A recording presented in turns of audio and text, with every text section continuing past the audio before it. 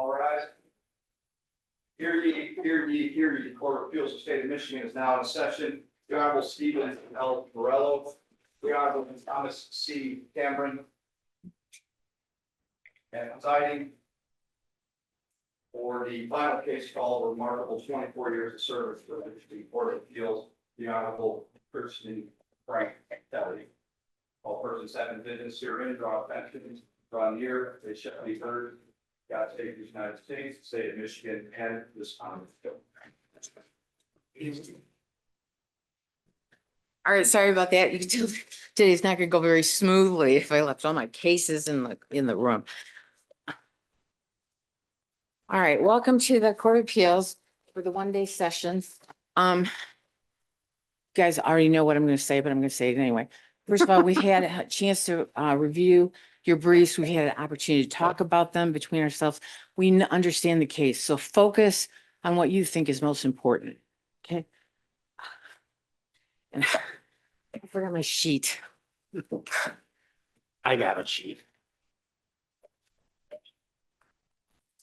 That's why you have great colleagues. Thank you. Okay.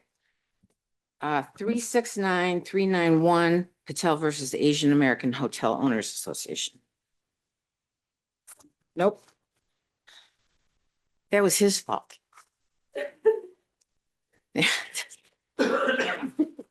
See, I called the wrong case, what you gave me. Okay. Oh, did I? Yeah. Number one on the docket, 369097, People versus Hubert.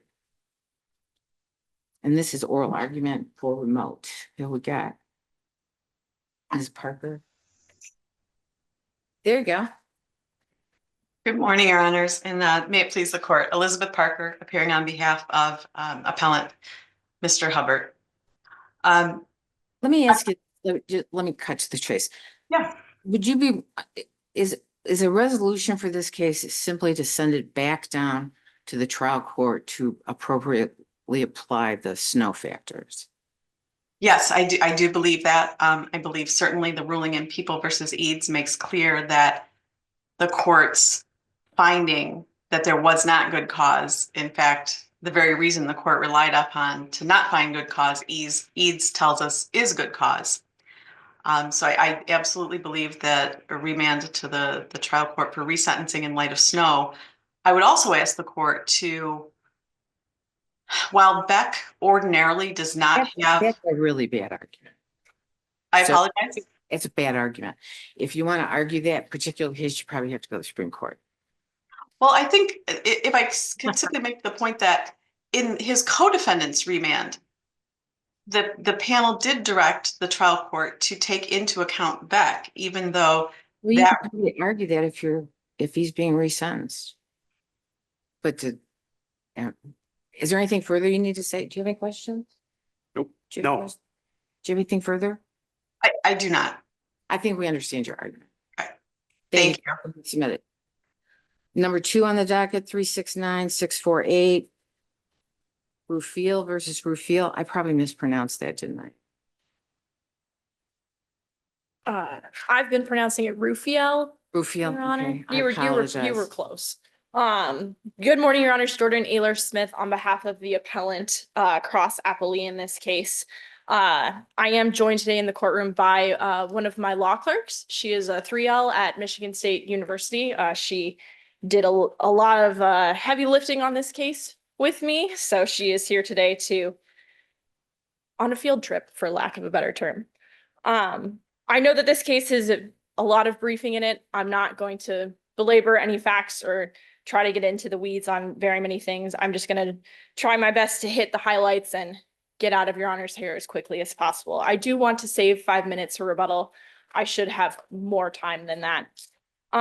Turning to our first issue, which is in the property division argument on the inclusion of the personal guarantee on appellee husband's side of the marital balance sheet.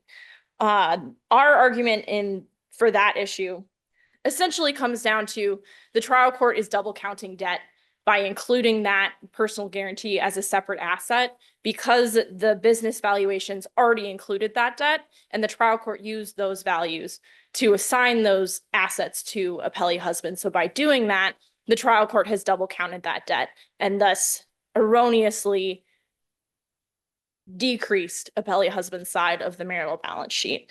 The other problem with the personal guarantees is just the speculative nature of them. I think both experts agreed on this, that there really is no knowing if appellee husband is going to pay anything on any of these loans. And even if there is a value at some point in the future that appellee husband may pay, we can't just take the face value of the loans because there are mitigation steps that would have to happen first before appellee husband would be responsible for a single dime of those loans.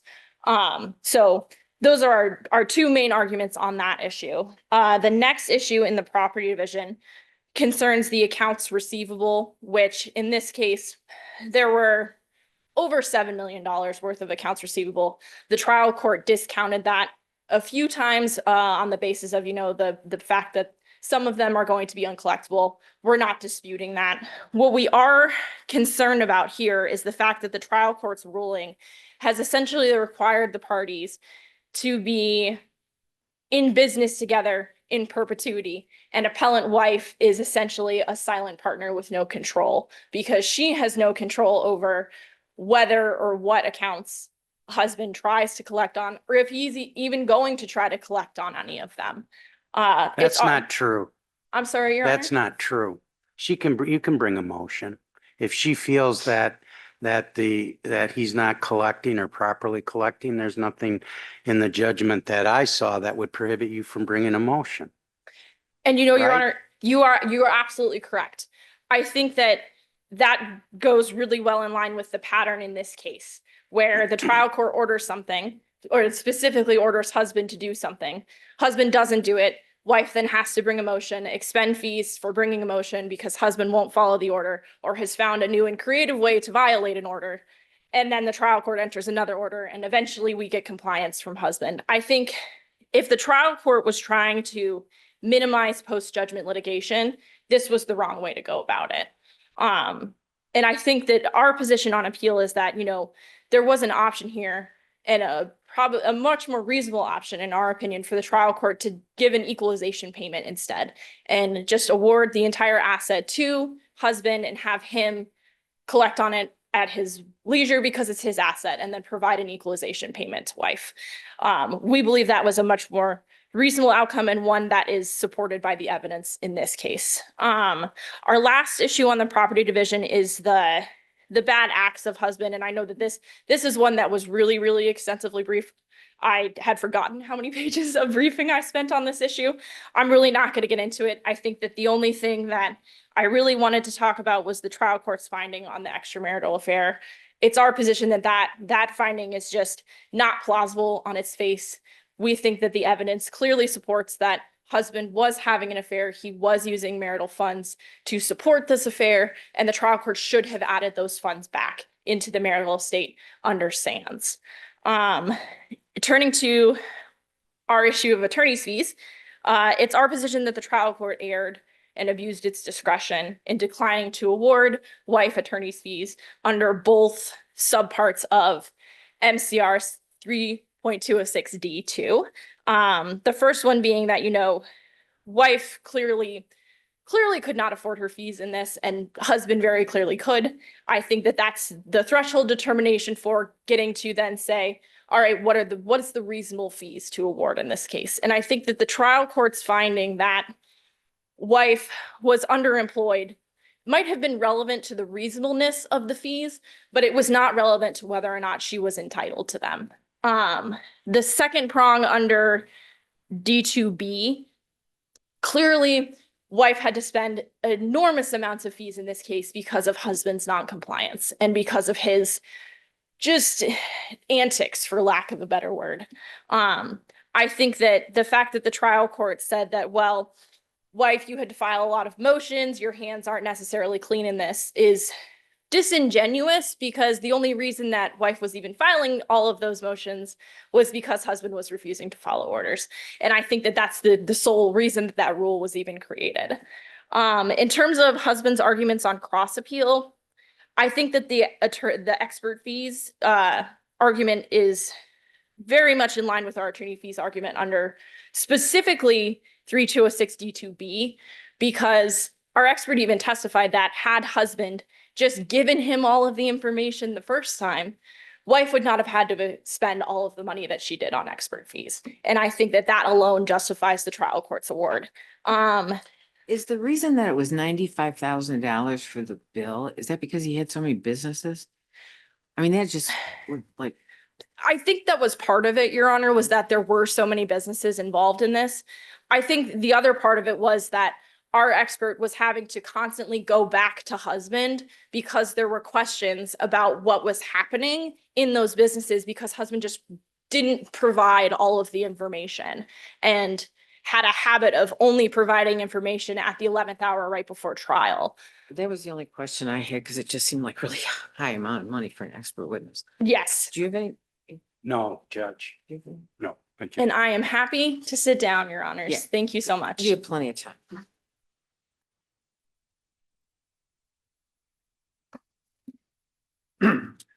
Good morning and may it please the court. Jeffrey Wagner appearing on behalf of the appellee and cross appellant Joseph Rufiel. Your pronunciation was excellent, Judge, by the way, so no issues there.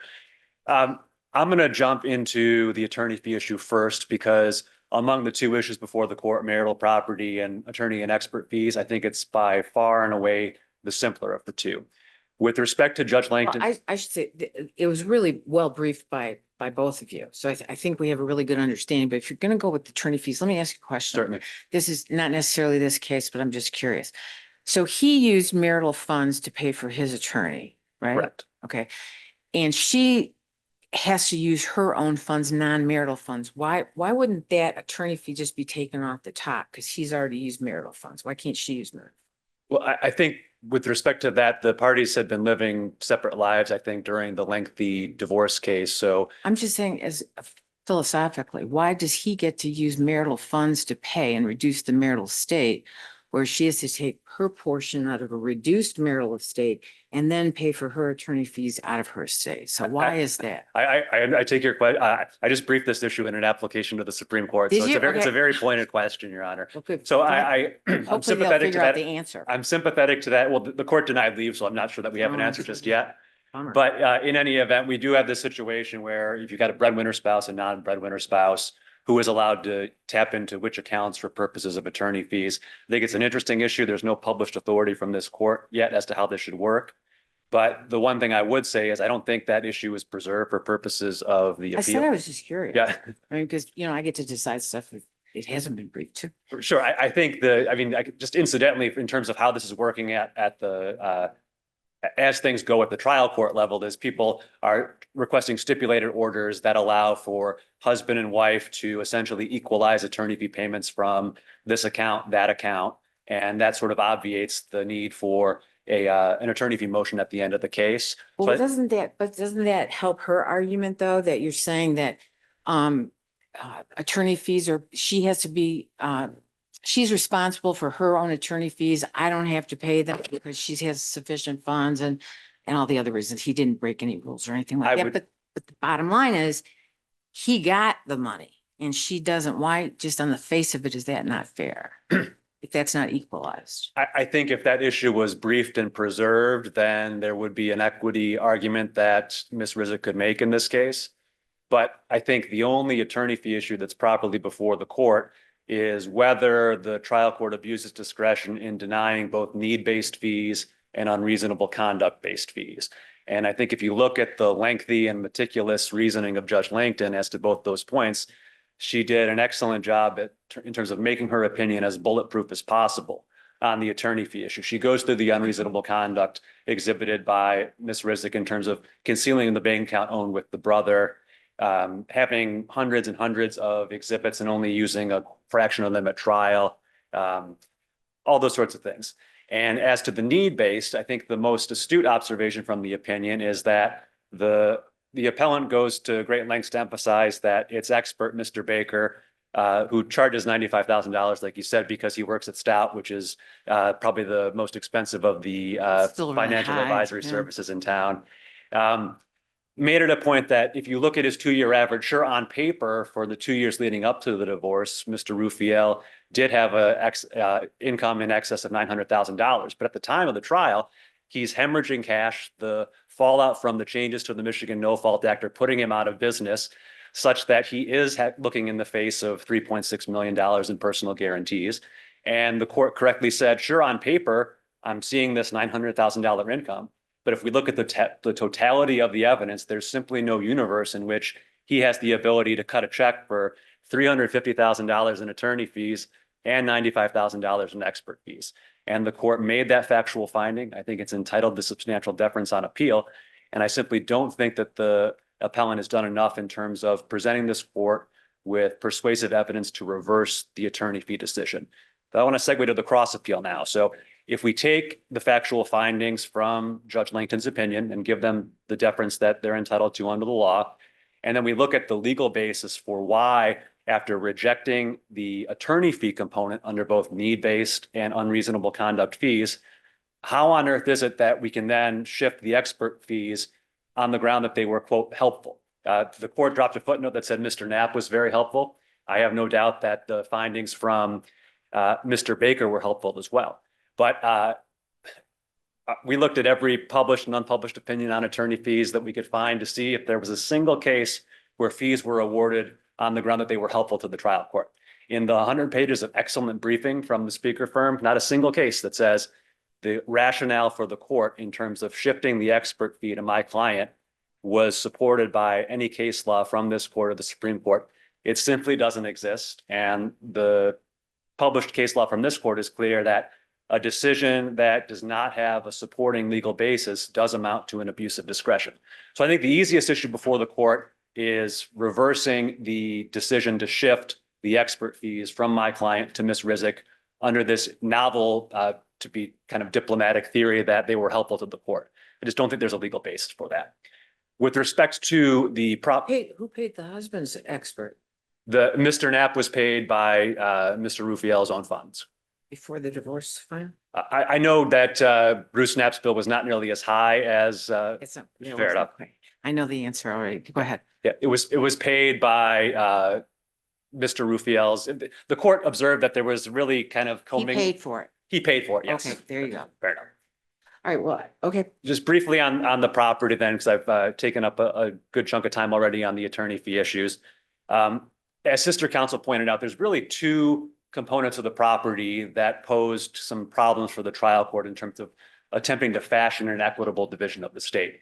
We have the collection accounts from Mr. Rufiel's floundering businesses, and we have the $3.6 million in personal guarantees.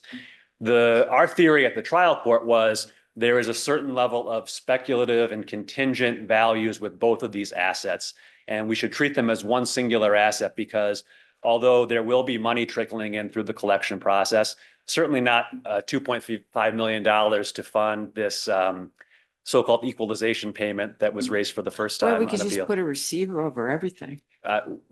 We asked for Chuck Bullock to be appointed as a receiver at multiple times That throughout might- this case. That and might we be were the one that works. firmly rejected by the court. Chuck would have been a great job for this case, and we might not be here today, but alas, we are. With respect to this equalization I argument, think you gave me that. simply wasn't raised. If we look at what was actually offered by the Taft firm during the trial case on behalf of Ms. Rizek, it was, no one knows what's going to be collected on this. Given the vagaries of the collection process, we're going to accept the value of roughly $650,000. And they said, to the extent more is recovered beyond that, split it 50-50. So the argument on appeal that it's impractical and unjust to have some element of financial entanglements for these two parties going into the future, it wasn't a problem at the trial court. So I think it's interesting that on appeal, it is presented as just something that's not workable. As Judge Barella pointed out, there's a court order to the extent that there are payments being withheld or not produced. Simple motion can be filed in front of Judge Langton and that issue can get hashed out. And I'll represent to the court that another check is being sent to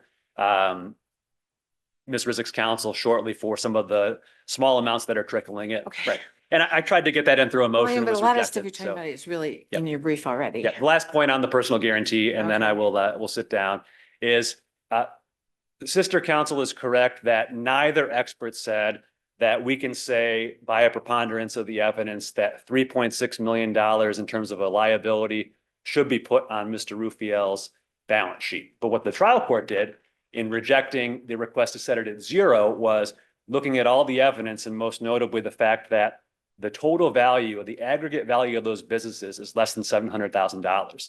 The total amount of the personal guarantees is 3.6 million.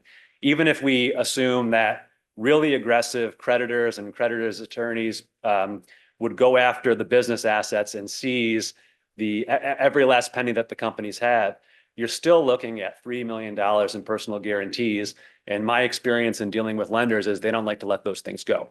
So the court looked at the totality of the evidence and said, we need to apportion some of that personal guarantee liability to Mr. Rufiel because there is a quantifiable likelihood of liability. And that's the phrase from an unpublished decision called Kamenga. Judge Cameron, you were on that panel. And in terms of dealing with those personal guarantees, no published authority from this court, but I think Kamenga is a good guide.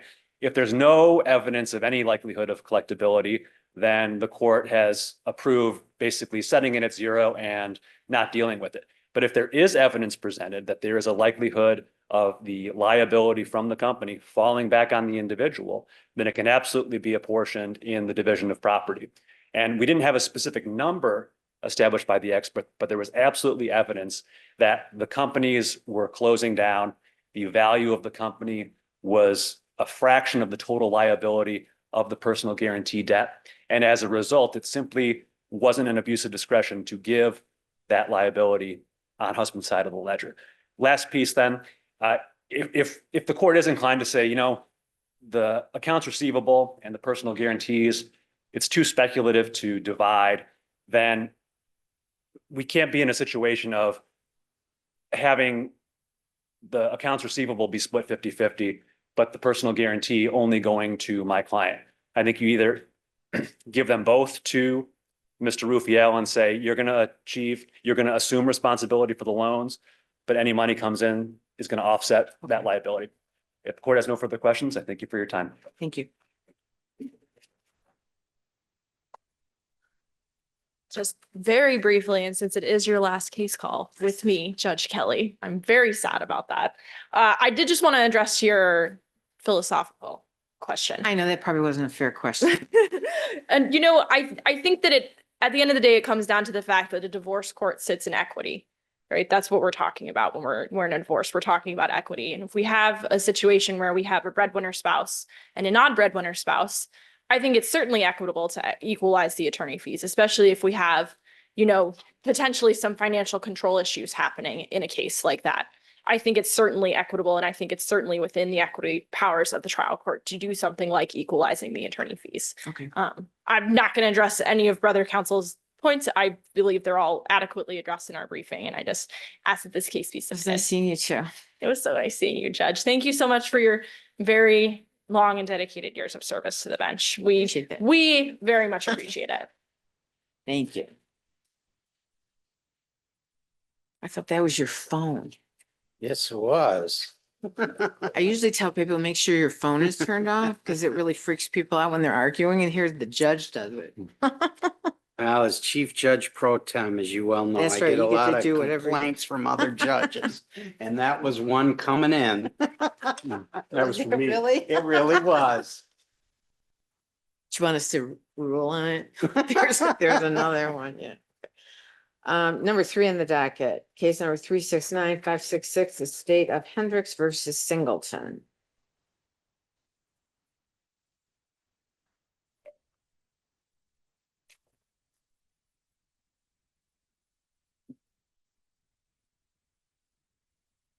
Good morning, Your Honors. Hi, good morning. Good morning. Katrina Wright appearing on behalf of the estate of Brianna Hendricks.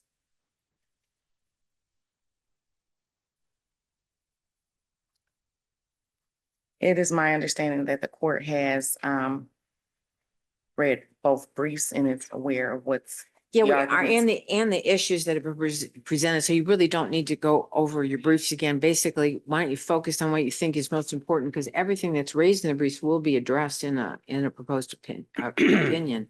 but just focus what you think is most important. Okay. It is, and I'll point to our first statement. It's the appellant's position that the court was required to apply a balancing test before deciding whether to rescind the decedent's auto insurance policy with USA Underwriters. The 5 factors in the Pioneer State Mutual Insurance case were not considered by the court. So this USA Underwriters was aware of the lawsuit ever since January of 2021. However, they took no steps to rescind the policy until October 4th of 2021. The refund check was not dated until November 24th of 2021. So it's our argument that the insurance company cannot have its premium and deny coverage too. So you think it would be a cancellation as opposed to rescission? Possibly, Judge, but they took no steps either way. They did not cancel the policy. Well, they canceled the policy months after due to non-payment. It was not due to their claim that they would not have provided insurance because her license had been previously suspended. And that, this argument is something that Appellee Farmers Insurance agrees with, that the trial court erred in granting the summary disposition motion in favor of USA Underwriters. And the other issue I wanted to hone in on was the last one, where the circuit court erred when it held that there was no factual support for the survivor's claim. It is the appellant's position that there's a wage loss claim. There was also self-employment income, and there were unpaid replacement services. Both the underpayment of wage loss and replacement services exceed the amount of the offset the lower court ruled farmers is entitled to receive due to the estate's receipt of Social Security benefits. Basically, we asked the court to remand the case to allow the trial to proceed against farmers and reverse the circuit court's decision. Thank you. Do you have any questions? Do you have any Jimmy? questions? Questions? You have time for rebuttal though. Good morning. My name is Jordan Weiner. I represent farmers. I did not know this was your last case call, Judge Kelly, so Who I announced also. it? I didn't say I was anything. gonna say. Judge Borello texted me earlier. He says it's Yeah. just- it was last That was night. the phone call he got on there, wasn't it? You know, you're Yes. trying to interrupt. That was your- actually me calling him. Yep, Just to you're double check. interrupting your Um, counsels. Let me ask you about the check. Was that check sent? So I don't represent USA Underwriters. Oh. My understanding is that there was a refund check, but it was after the motion. It was. And I but- do recall seeing somewhere in the record that it was never cashed. So there was no assent to the rescission by the estate. And we're hitting on what I think there's basically like 3 themes to this Go ahead. case, right? So one is, this is really USA Underwriters' problem. And the other one is that this is a really messy case. And It is a really messy farmers is required to follow court orders, whether it agrees with them or not. And that's what it did. And then the third issue that kind of permeates under the surface is some preservation and waiver issues as well. So it's not often where I get to stand here and say, as the appellee, I agree with the appellant, but I do absolutely on the rescission issue for a couple of reasons. One, the children they have their separate claimants from the estate, right? And I tried to provide enough information for the court to say that the survivor's loss under 3108 is different than allowable expenses under 3107. And the case law is pretty clear that the surviving dependents are the claimants for the survivor's loss claim under 3108, not the estate under 3107. So there was an absolute need at least 2 occasions for the trial court to do a BASI analysis, and it declined to do so. So there was the opportunity when USA Underwriters filed this motion for summary disposition, there needed to be a BASI analysis then. And then when the children were brought into the case and they said, hey, look, we have our own claim, we want to bring in USA Underwriters, and the trial court said, that's a futile argument because I already said there's no need to do a BASI analysis. So there's two problems with that there. And my experience on this issue is failure to do a BASI analysis is reversible error. We go right back to square one. There's some compounding error within that first USA Underwriters MSD ruling where the trial court said, not only is the rescission valid, it extends to the children, there's no need to do a BASI analysis. Then it says there are benefits available through the assigned claims plan. And so then, and the estate is the underlying claimant. And so then Farmers gets assigned by the assigned claims plan, and consistent with that order, it processes the claims that are asserted by the estate in this litigation, and it pays survivor's loss that's demanded by the estate. Because if it doesn't pay, it's going to be in a whole pot of hot water because it only has 30 days and not paying would expose it to other additional penalties, right? So when we finally sort through some of this mess and we go, no, the survivor's loss is actually paid to the children. And then the children says, okay, pay it again. Farmers made a payment inconsistent with a trial court order saying that the estate is the proper claimant and you're responsible to pay. That's a good faith payment that discharges Farmers' obligation under Section 3112. So that should be enough to establish there's no need to pay any additional survivor's loss that was claimed. And then we get into some of the, the third theme, which is we look at the totality of the record when Farmers moves for summary disposition at the instructions of the trial court following the submission of the joint final pretrial order. Can I interrupt you for a minute? Yes. For the back to USA Insurance, in terms of the motion that was filed for summary disposition, at some point the dependents were brought into the case, correct? Correct. Was there a request after the dependents were brought into the case for a BASI analysis? There was a request to bring USA Underwriters back in, basically asserting that the rescission doesn't apply to them. And the trial court ruled that that was a futile request to amend the complaint because of its prior ruling on USA Underwriters' dispositive motion.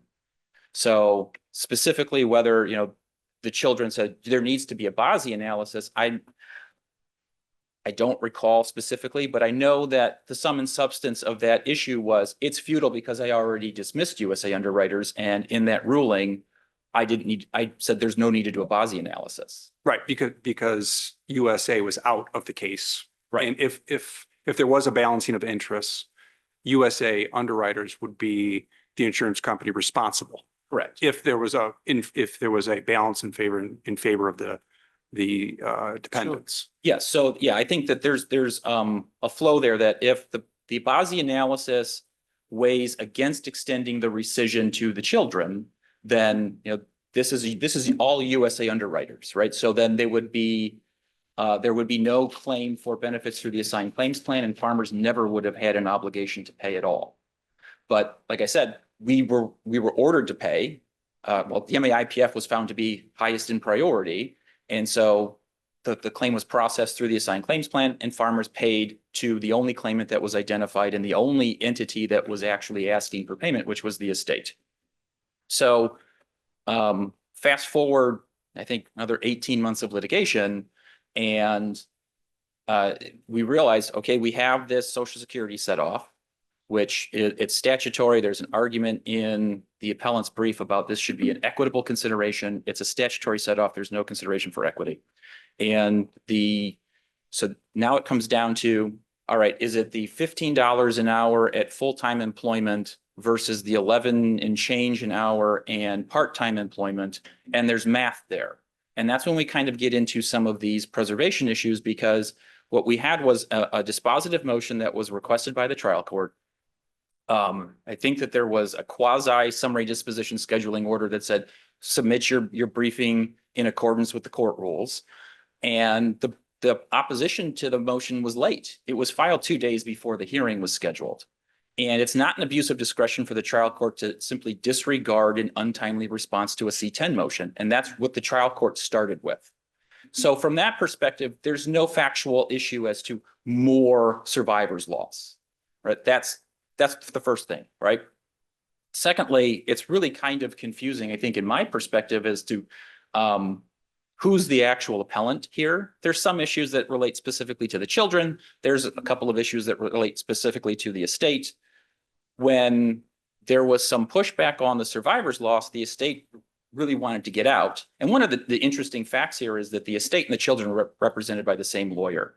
And the lawyers kind of arguing against themselves by saying, well, the estate had certain information and the children had certain information, but she represented the same people. Like there's no way that she couldn't have had all of this information all along. And so the estate files a motion to dismiss because Farmers wouldn't stipulate to it. And in that motion to dismiss, the estate never said that it wants to preserve any appellate rights relative to Farmers. And after I filed my brief, the conflict panel on Jaber came out dealing with preservation of appellate rights. Judge Burlow, I think you were on that panel. And so I think that the appellant is an aggrieved party as to USA underwriters under the Jaber principle because they had been dismissed. They couldn't have agreed to preserve appellate rights because they're no longer a party. But Farmers, any issues as to Farmers, the estate is not an aggrieved party because it basically said, we want out. We don't want to pursue anything else against Farmers in their motion to dismiss. And they never said, we want to preserve our appellate rights to any of the other previous interlocutory orders. So Jaber was very specific that it's only addressing the scenario where the putative appellee is dismissed. And there's a footnote 3 in Jaber that says, we're not going to talk about whether there needs to be an express preservation of appellate rights when the putative appellee is still a party. So I think that there's no aggrieved party as to any claims by the estate against Farmers, but there is against USA underwriters. I think that the children's appeals are fine in terms of that. But the trial court, nonetheless, the response was untimely. So the trial court didn't abuse its discretion by choosing not to ignore it. I think, No. thank you. Just a quick question. In terms of, if we accept your argument today, you indicated that the dependents may very well have a case against USA underwriters. What about the estate under your argument? Is the estate out in the wind? The estate would have had a claim for anything under 3107, and Farmers did pay other allowable expenses. Like there were funeral expenses, there were other benefits that weren't payable under 3108, which is the survivor's loss statute. And so here's what I can tell you about USA underwriters and its rescission in this particular instance. I think that if this case gets remanded back and somebody gets to take the underwriter's deposition, she's going to admit that it would have issued the policy because its underwriting guidelines didn't kick her out because of a suspended driver's license. That was the issue. So the estate's going to be able to come back in against USA underwriters too, because they're eventually going to admit, yeah, the rescission wasn't a good rescission. Thank you. Are there any questions? I don't have any. I don't have any. Thank you very much. Case will be submitted. Number 4 on the docket, case number 369230, Wixie Acquisitions versus Morocco.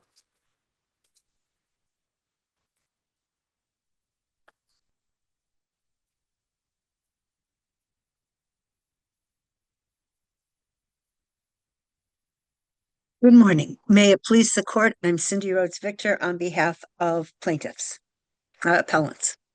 Okay. I too am sorry to hear this is your last case Yeah. call, Judge Kelly. One moment. Okay, we have 2 parties here. Okay, go ahead. Okay. Should I start again with the introduction or? Go ahead. Just put your name on the record again. Okay, yes, may it please the court, I'm Cindy Rhodes Victor on behalf of appellants. And I too am greatly sorry to hear this is your last case call. I have been in front of you for many, many years. And so I do know that you do read all the briefs as I have been in front of Judge Borello and Judge Cameron too. So I will try to hit just the salient points and ask questions. I'd like to reserve about 7 minutes for rebuttal because there's a cross appeal in this case. So in that case, I'm really the appellees. Well, So actually I'd make all your arguments in your presentation now, and he'll address both and then you'll have a chance for rebuttal. Okay, great. Okay. Um, there are basically three different issues that we present in the brief. One is that the conversion claim was proved by the great weight of the evidence. We had, and so that both the jury error, and it was an error not to grant JNOV. We had all of the records of what the business had. They were missing when we purchased the business. And I know this matter has been in front of the Court of Appeals a number of times, and the statement of facts gives you a background of how this happened and how we had my clients had a judgment and they put the golf course into an assignment for benefit of creditors. The assets of the golf course were up for sale, and there were two bidders, Appellant at Wixie Acquisitions and an entity owned by two of the appellees. And my clients were the successful bidders. When they went in, there was a number of missing things. One of the things that I want to point out specifically is the pro shop inventory, because there was no testimony at trial that contradicted that it was all completely gone. On the inventories, there were massive amounts of things that were in the pro shop, and yet the day my clients went in there, it was completely empty. Now, the issue that it came down to is that, well, nobody saw Appleys take the things, yet they were the only ones who had the ability to do so. The testimony at trial was that both Mr. Finelli and Mr. Morocco had access to these, that they had that they claimed that they were in possession and control the whole time, that they were running the business.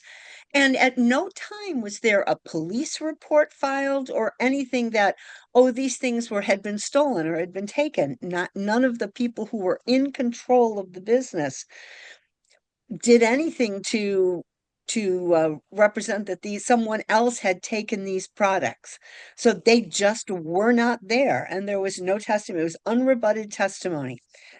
In terms of the fraudulent transfer claims, we list in the briefs, the briefs go on a great deal about actual fraud and constructive fraud and the badges of fraud, and all of those are made here. What it basically comes down to is once the judgment in favor of my individual clients was put in place by this Court of Appeals in its first decision on this matter and its second decision on this matter, the money started to disappear from the debtor, Club Golf. They started to transfer at least $2,000 a month to Mr. Morocco and Mr. Finelli as management fees. Again, assets were missing on the appraisals that had been done by Assanee, and yet the assets disappeared. And they increased their rent. Let me interrupt you for just a minute, because this is kind of reminiscent when I was looking at your briefs. This is more like a closing argument. All of this was really presented to, and I'm talking about the jury at this point. Correct. And the jury heard all this stuff. I mean, right. Why is it so against the great weight of the evidence that we would set aside a jury verdict? Because this court has set aside jury verdicts before, because juries. In this case, it was like we had to buy used equipment. Well, no, we didn't. And then there was whether or not the money from the golf carts were put in the right account. The jury heard all of this stuff and came to a conclusion. And even though when you're arguing, you're saying, well, they just got it wrong. But how did because the evidence, they didn't weigh it right. The evidence was, they just weighed it differently than you thought they should weigh the evidence, right? Perhaps, but that's, you've touched on the right point, Your Honor, which is that the evidence, the great weight of the evidence should have been weighed differently because it was unrebutted and it was not something that they should have ignored, or, I mean, in this case, they had to just ignore it. And that's where we have the remedy of coming to the court to say that a jury verdict was against the great weight of the evidence, because here we have all of these transfers that then all of a sudden they declare that the debtor to my clients is insolvent. The books and records are never ever produced, even though we bought the books and records. And the only creditors at the time of the assignment for benefit of creditors were my clients. So that, even there were four people, including, of the judgment, quarter of the judgment belonged to Mr. Finelli and Mr. Morocco, and yet that one was not, they weren't listed as creditors. So if none of the judgment creditors had been paid, it should have said that the creditors were Moro, DiMacorio, Gesuale, and Jode Investments. Jode Investments was not included.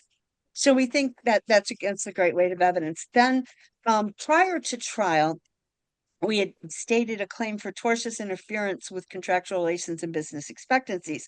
After we purchased the assets, appellees sued on behalf of the golf course, the one we owned now, sued on behalf of the golf course members for failing to pay membership fees, caused a great deal of problems. People quit. It was just not a positive thing. And the only reason that they could possibly have thought to file the lawsuits was to interfere in the business relationship between us as proper owners, Wixie as proper owners, and the members of the course. So we think that the circuit court erred in dismissing that on summary disposition. Now, with respect to the cross appeal as to case evaluation sanctions, this case came after case evaluations the motion for case evaluations sanctions was filed more than 2 years after that provision was eliminated, after MCR 2.4030 was eliminated on January 1st, 2022. In this case is one in which it wasn't just a situation that the court didn't make a determination or just said, oh no, well, this applies and moves on. The court actually, on the record, made a determination that the amended version of the court, to award sanctions would provide an injustice to us and not to them, that there was no injustice to the appellees across appellants in this case, that they would not have any injustice if they didn't apply the rule, because it had been more than 2 years, they knew what was going on, so forth and so on. So they were not, the judge didn't just say, no, well, the rule's gone, so this is what we're going to do. She actually worked through it on what any of the possible factors could be in terms of analysis, determined that it should not apply now, and denied the motion. And we think that's a correct result. And I'm happy to answer any questions. I don't have anything to think. We're good. Thank you. Go ahead. Respond. Thanks. All right. Yep. Good morning. May it please the court, Patrick McKay for the appellees and cross appellants. I think I don't really need to address much of Ms. Victor's appeal because we believe the trial got it right. There was no trial errors alleged. It's based on the facts and what was there and what was not there. And I believe that the jury, correctly decided. And I believe the court correctly decided the motion for judgment notwithstanding the verdict.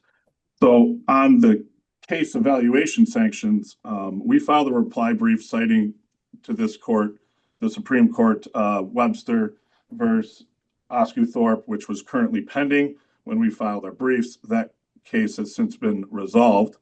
And it says that the trial court should adopt the Reitmeyer case, which is Reitmeyer v. Schultz 232, Mishap 332, which is that the trial court should be looking to MCR 1.102 and factoring whether an injustice occurred, and the factors are limited, being the timing, purpose of the new rule, possible gamesmanship, and reliance.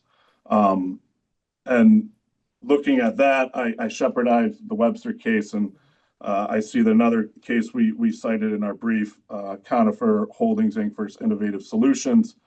I think this case is important because when Webster was determined, Conifer's application for leave to appeal was denied.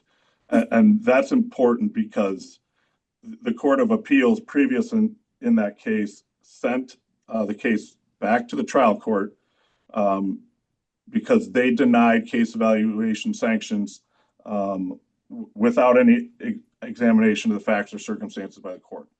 And this is where maybe Miss Victor and I differ, is that we briefed all of these issues. We briefed the Reitmeyer case, we briefed the Conifer case, we briefed the Webster case, all at the trial court level. And instead of making any determination, I have the transcript right in front of me. The trial court said only this, if you don't mind me reading it to the record.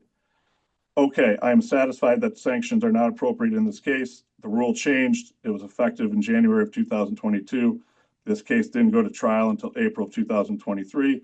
I've read all the cases too, and I am persuaded by the argument that there's nothing other than relying on the old rule, which is what everyone does, that provides a basis under the rule that says there's a manifest injustice. Everybody knew what was happening going to trial, including the fact that there were no case evaluation sanctions. For those reasons, I'm denying the motion for case evaluation sanctions. That's it. There was no examination of the injustice. There was no examination of our brief, the factors that we alleged that Reitmeyer had to be looked into. So for that reason, I would say, and I would request this court do what the Conifer Holdings versus Innovative Solutions Court did, is remand so that those factors can be addressed and the trial court can properly address the case evaluation award. Do you have any questions? Thank you. Any rebuttal? Yes, Your Honor, just to the point that Mr. McKay brought up, the portion that he read to you, and during oral argument, there was interaction with the judge as well. The portion that he read to you actually says, I've read the briefs, I've looked at all the case law. There's no examination of injustice. I mean, it literally talked about that she could not find evidence that would show that there was injustice. It was a pretty detailed statement about going through the factors that were required. And the parties had briefed that. Also was briefed the fact that there was no supporting evidence for the claim for case evaluation in terms of invoices and things like that. The court had, that came up during oral argument. So it's not a situation where the judge listened to everything and then just said, well, I'm going to take it under advisement and issued an opinion. The court explained carefully how it came to its decision. I think we can figure this out. Okay, thank you so much. Thank you. Do you have any questions? No, thank you. We're good. Okay, case will be submitted. Thank you. Thank you very much. Thank you. Thank you. We will miss you, Judge Kelly. I'll miss you guys too. Thank you. Thank you. I'm old. Okay, number 5 on the docket, case number 369213, Lawrence versus Lawrence.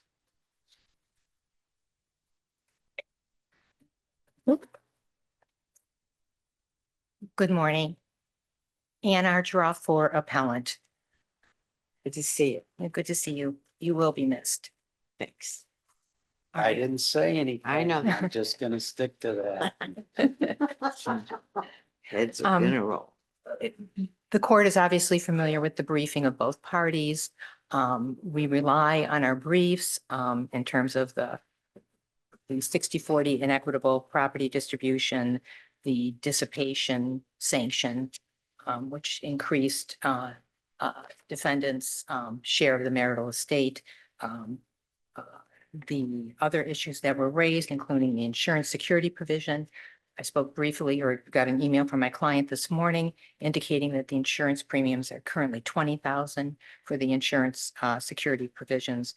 For one of the insurance policies, it's going up to $40,000 and then going up to $80,000 in 2 years. I don't know if the court has any specific questions. A brief comment on the remand to a different trier of fact. Our argument there is there isn't a showing of bias,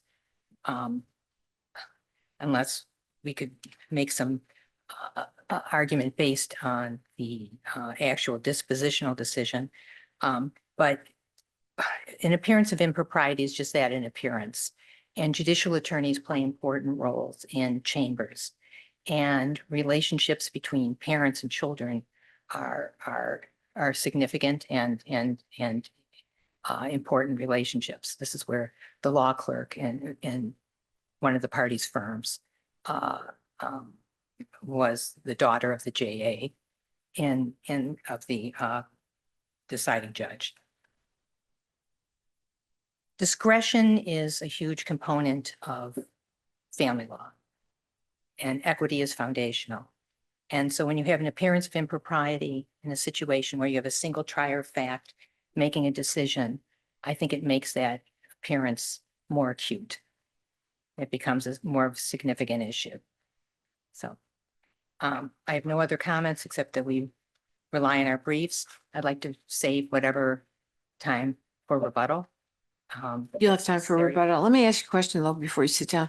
The, you're requesting, a reversal on the spousal support, right? Correct. Now, you're not questioning the ruling that spousal support is appropriate. You're just contesting, okay, Yes. just the money, okay. Yes, yes. All right, I Right, just wanted- correct, correct. I And this thought is a so, but I case, wasn't and this sure. is a case that's appropriate for a continuous modifiable Yeah, spousal no, I support. just, I just wondered. Okay, yeah. It's bifurcated. Okay, gotcha. Thank you. Good morning. May it please the court, Amy Spillman on behalf of the appellee Linda Lawrence, and I would be remiss if I didn't also add how you will be missed. Well, thank you, but I was gonna say, like, this is like old home week. Yes. isn't it? And that, a domestic relations case that was just there, it's like, oh my God, I feel like I'm back in Wayne, you know? Maybe you could do that again. Yeah, maybe there you go. All right. Well, I will not belabor the points here. I rely heavily on the brief. I think there's an extensive record in this case after 7 days of trial, and I don't know how one could read a 52-page opinion and not conclude that the trial court took great pains to reach an equitable decision and distribution of the estate under the facts and circumstances of this case, which are somewhat, I think, remarkable. The court included its findings and all the factors, and I believe also heeded the directive of MCR 2.517A2 to provide brief, definitive, and pertinent findings. But I think it's important just to restate that equity doesn't mean equal. And there are cases where a 60-40 division of the assets are necessary to do equity. The common feature of the cases where a trial court has made such an award are basically fault plus, I would call it. I mean, it's not just solely fault, as appellant, I believe, has argued regarding the breakdown of the marriage. There's also additional behavior that warrants such a division of property. Inappropriate behavior like financial impropriety, obstructionist discovery tactics, failure to disclose. And we had all that in this case and more. And the trial court went into very specific detail on Dr. Lawrence's behavior, the things that he did, his admissions that his transfer of $600,000 of marital funds to their adult daughter was unsustainable, on and on and on. So I don't think that the trial court disproportionately weighed fault. It concluded it had the ingredients for a disproportionate award of the marital estate. And similarly, the uncontested evidence showed that the dissipation of marital assets in transfers to the daughter, how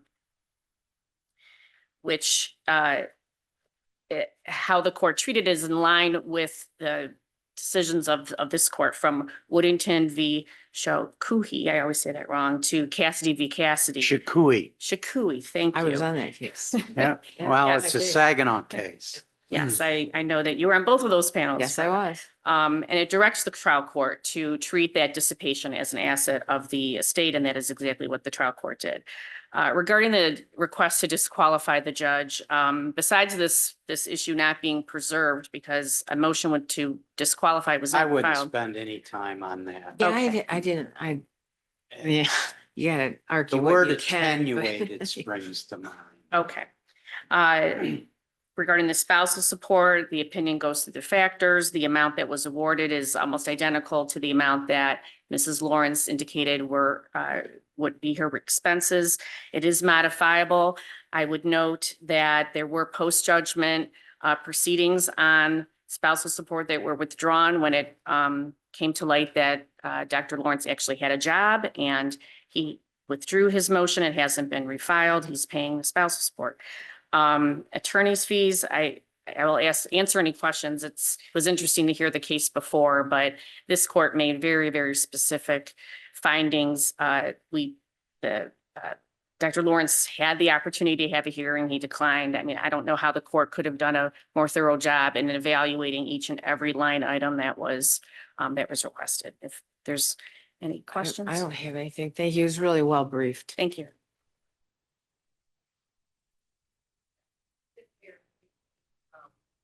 In terms of the fault issues, under Hanaway, these were marital decisions concerning their adult daughter. There was opposing counsel claims the evidence was strong in terms of supporting her client's position.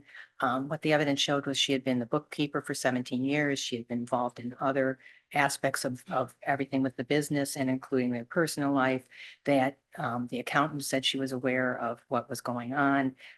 These were decisions made about their daughter. It wasn't a dissipation. These were decisions that were made, that were marital decisions about how to support their child, and including adult child. So that's our position there. And I guess any more arguments on remand to a different trier No. of fact. I'm not- But I do think it's important to It is avoid important to that. bring it up and to brief it. It is. All right. Well, thank you very much. Thank you. Case will be submitted. Do you guys want to take a break or do you want? Please. Okay, we're gonna take a quick break and then we'll be back for the 11 o'clock call.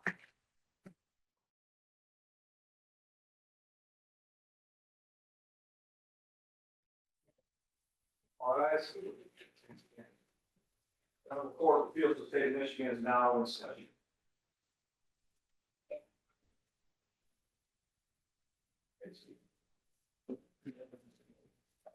Okay, that took a little bit longer than I thought, but we're getting ready to call your case now. Number 6 on the docket, case number 369391, Patel versus Asian American Hotel Owners Association. Good morning, Your Honors. For the record, Brian Hirsch-Fussbring on behalf of the appellant this morning, Naresh Patel. So with full understanding that this panel has already reviewed the briefs that are before them, I will be relatively short on the facts. I think the issues of law, if you said to me, I'll give you 1 minute, tell me this whole case in a nutshell, I want more than a minute. I'll tell you, Oh, yeah, $1,200. Yeah, $1,200. That's what $1,200 we're bucks? Here for. Why didn't you Alright. just pay the money? It's not the money. It's the fact that they removed him. So, this is a pretty prestigious organization. It's 20,000 members strong, and these are all hotel owners, hotel and motel owners. And it's not only prestigious when you're on the board of directors, but you basically lead your jurisdictional area. They removed him over that $1,200. Right. Then they embarrassed him.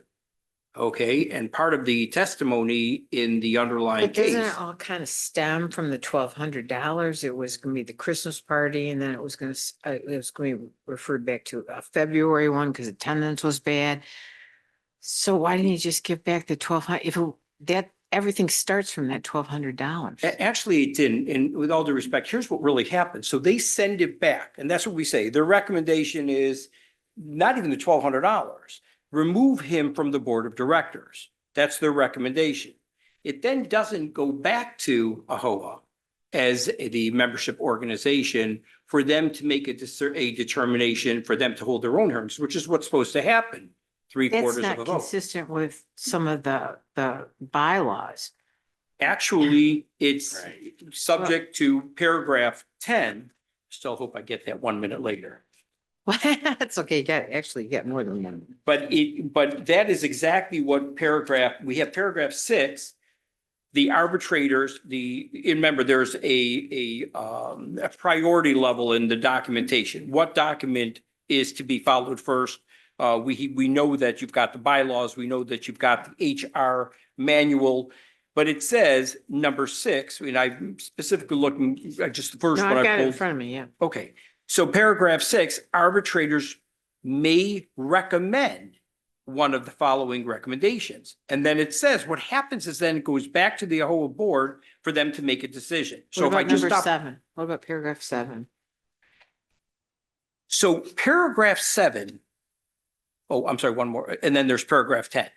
What paragraph 7 does is paragraph 7 basically says they made a decision. So when they say that the $1,200 was not determined, was not paid back, or that there was some funny business with the $1,200, that's a fact.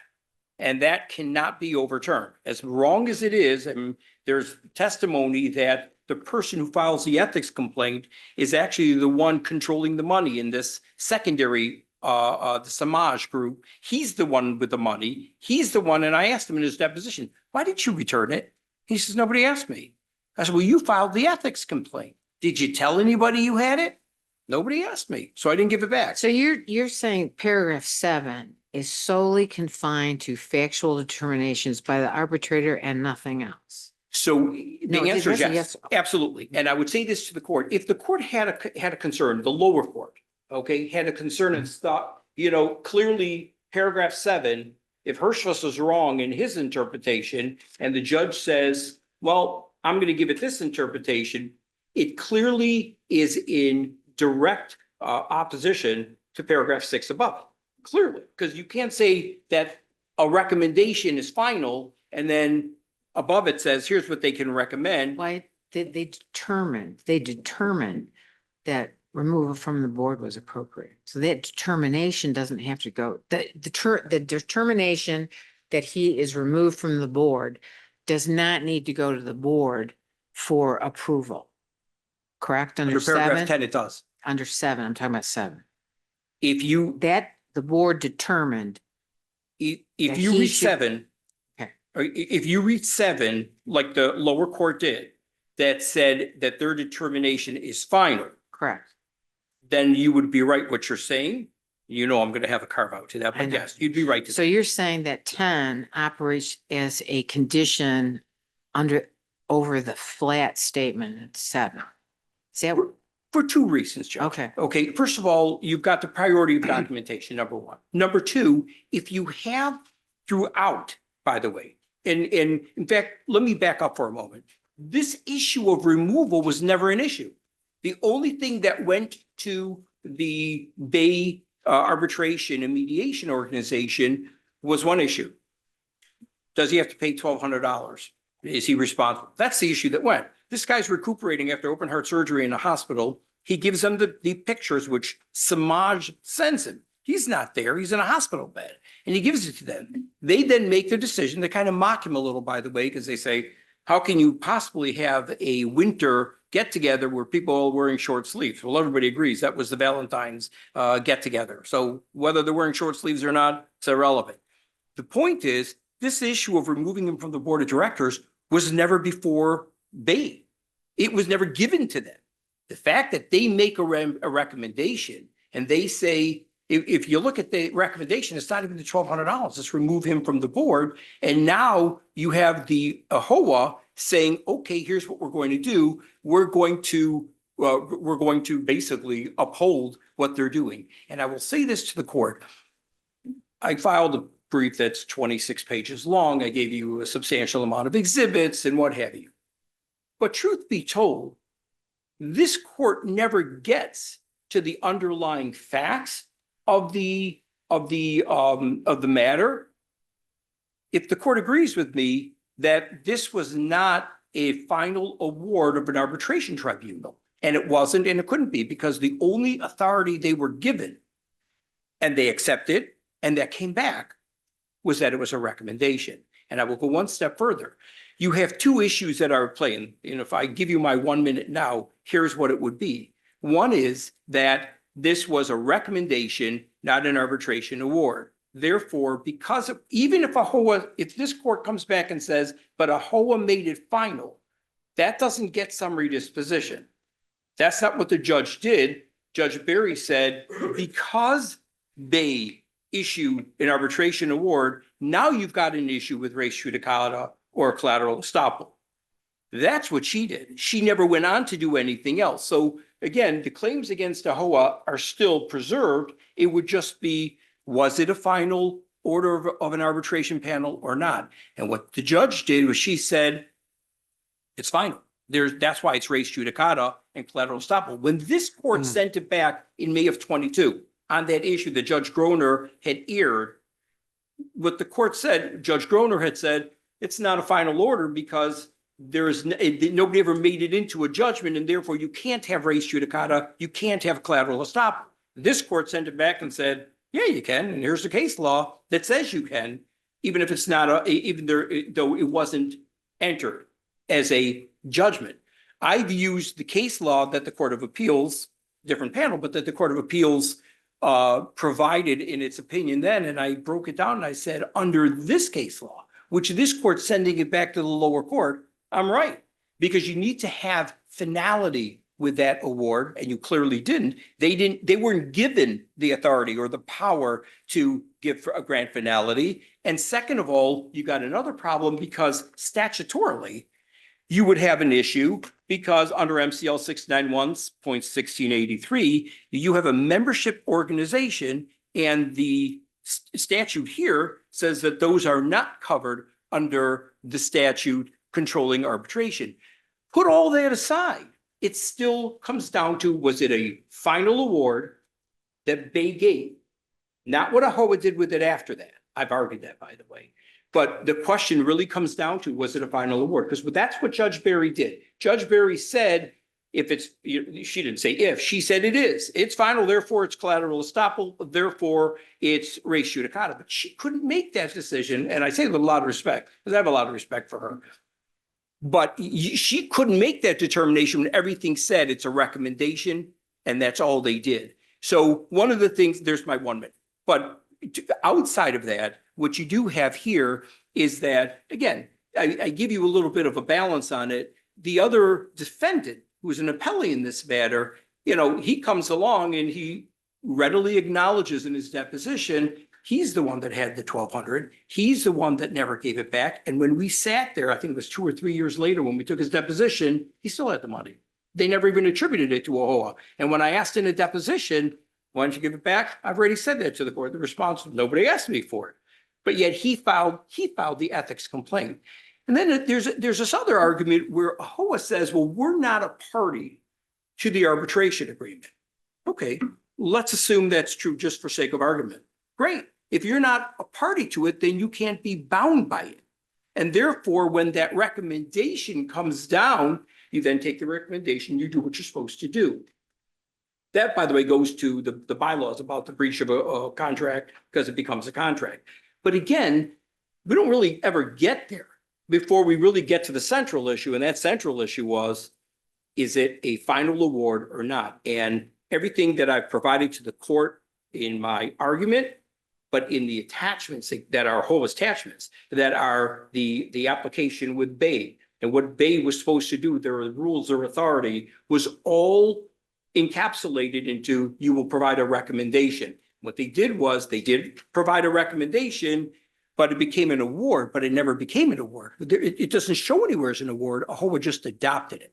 So again, I'll fight the AHOA part because Judge Berry didn't grant summary disposition on the issue of AHOA didn't do anything wrong. AHOA, you're challenging them on the breach of contract. She didn't find that they didn't breach the contract. She never gets that far. All she does is say, because there's an award, you're stuck because collateral estoppel and res judicata.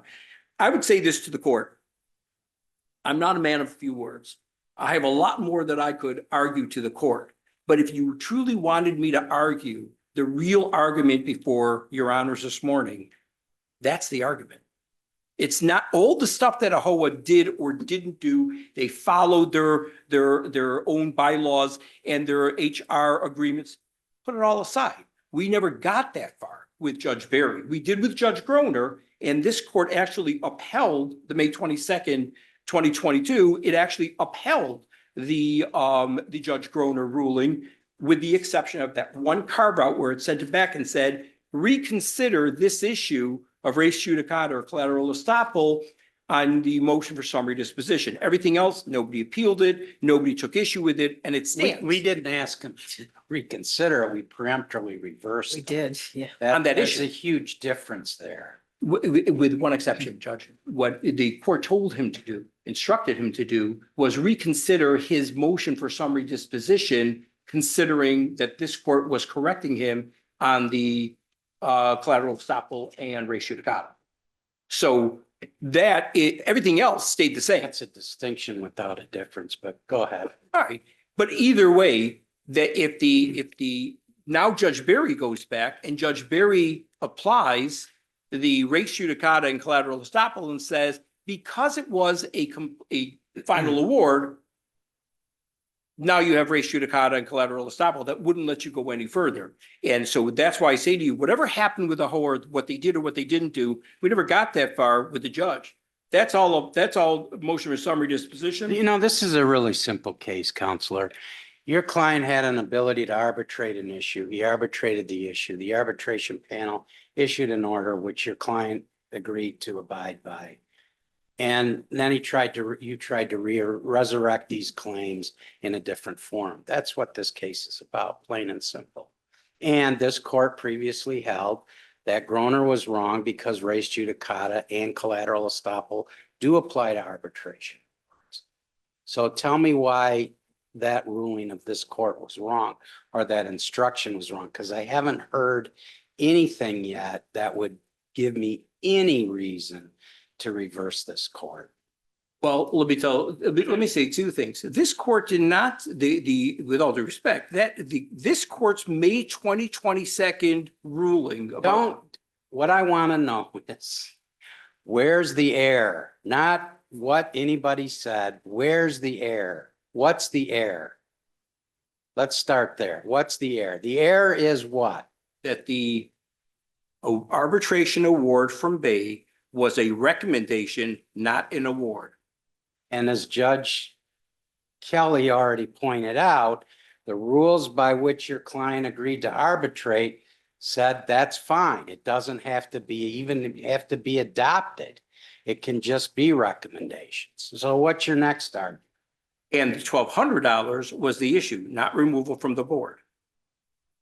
Okay, so where was the error there? Because then if you're going to remove him from the board, you need 3/4 of the board of directors to make that vote. And there was no vote at all, let alone 3/4. But it wasn't a permanent removal, No. because section 8 says it has to be permanent, a permanent removal. What, I think. He was removed. No, there was a time limit. Like 2 years. Right. 18 correct. months. I mean, There was a time limit. I agree that there was a time limit on it, but I don't think that the rule itself said that there was a distinction about removal from the board versus a permanent. And let's assume it did. The point is, that was a recommendation that then is implemented by AHOA. It's a recommendation. It's not an award. That is the issue. It's not an award. So if you take 7, 6, 7, 10. 8, and 10, the recommendation has no effect unless the board approves it? Correct. Directly contravening the Number 7. very concise and to the point language of 7. Correct. Then that would be in conflict with number 6. So really what Yes, you're it- arguing is they went beyond the scope of the arbitrators acted beyond the scope of what they were permitted to do. Is that your argument? That is one of the arguments. No, I don't. I don't see that being even remotely. Well, anyway, All right, well, I understand the argument. Yeah. Do you have any questions? No, thank you. no. I think we're good. You got time for rebuttal Thank too. you. I think we got that issue.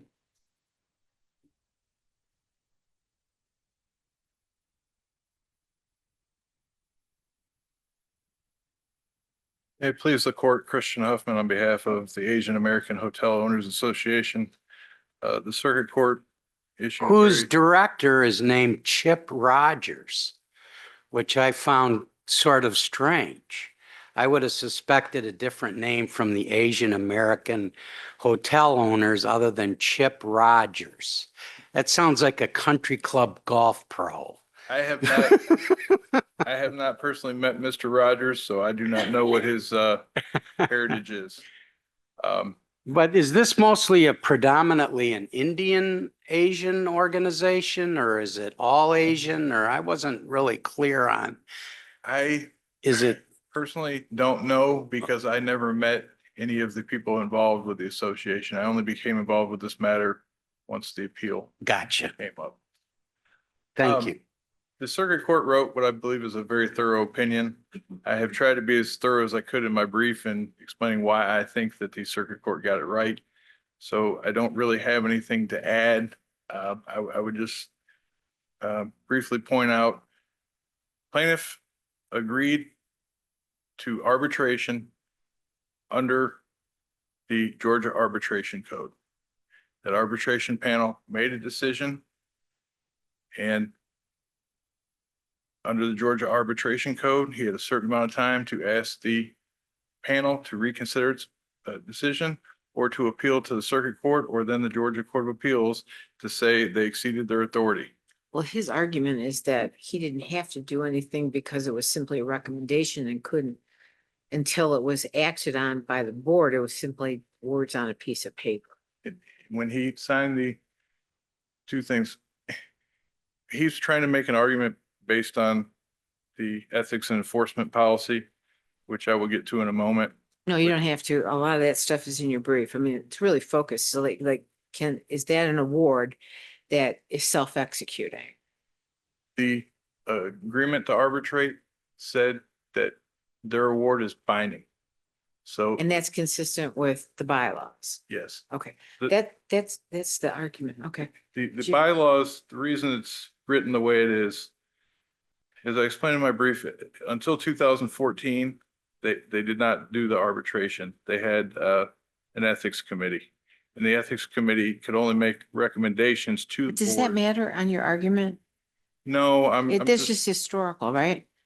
I'm trying to explain why this is not ambiguous. I can be more terse about it if you want me Well, I to. don't know. I think you can kind of just read. what it says, Recommendation but- can have different meanings. It can mean just merely a suggestion or this is what I want you to do.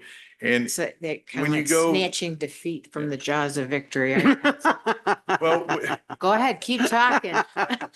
I'm not, Your co-counsel is saying, yeah, keep I'm not talking, trying keep to- talking. okay. When you look at the, See, he doesn't get it. does he? when you look at the reprimands that they can issue, this goes to a point that you were asking him about. There is, if the reprimand that the arbitration panel awards is permanent cancellation of membership. That's section 8. Yes, I know. the board can You review mentioned that in your brief that. too. But here he was not removed from membership. He was removed from the board for a period of time. There's a difference between what they can do to board members and simply members of the association. So, Well, you keep explaining that to me. okay. Sorry, Judge, I will do what I should have done 10 seconds ago and take the hint. There Thank you go. Brilliant argument. 15 seconds. The question that was just posed under 6E, the removal from position and time ineligibility for committee participation or participation or board elections. That 2-year would fall squarely under that subsection. The permanent cancellation of membership, that council said that wasn't an issue. They didn't cancel his membership, and that came from the Human Resources Manual. And and again, I'm referring, just saying, in terms of that wording though, is you've got 6, that this is binding, all right? Then you got 8, I guess it's 8, which is when it's permanent, then the board has to step in. so and- if I may, Yeah. 6 starts off by saying arbitrators may recommend one of the recommendations below. If the arbitrators decide disciplinary action is necessary, the arbitrators may decide whether the recommendation is communicated to the ambassadors and everybody else. That's what they did. So they make a recommendation. It's what AHOA does with that recommendation next that creates the Yeah, I lawsuit. think Problem that's is, what- I'm being taken backwards and saying, Yeah. forget what AHOA did. Let's look at what Bay did. Let's not look at it as a recommendation. Let's say it was finality. Yeah. There's the issue. That's where I have my problem. Okay, well, thank you very much. Thank you. Is that right? Okay, case will be submitted. set.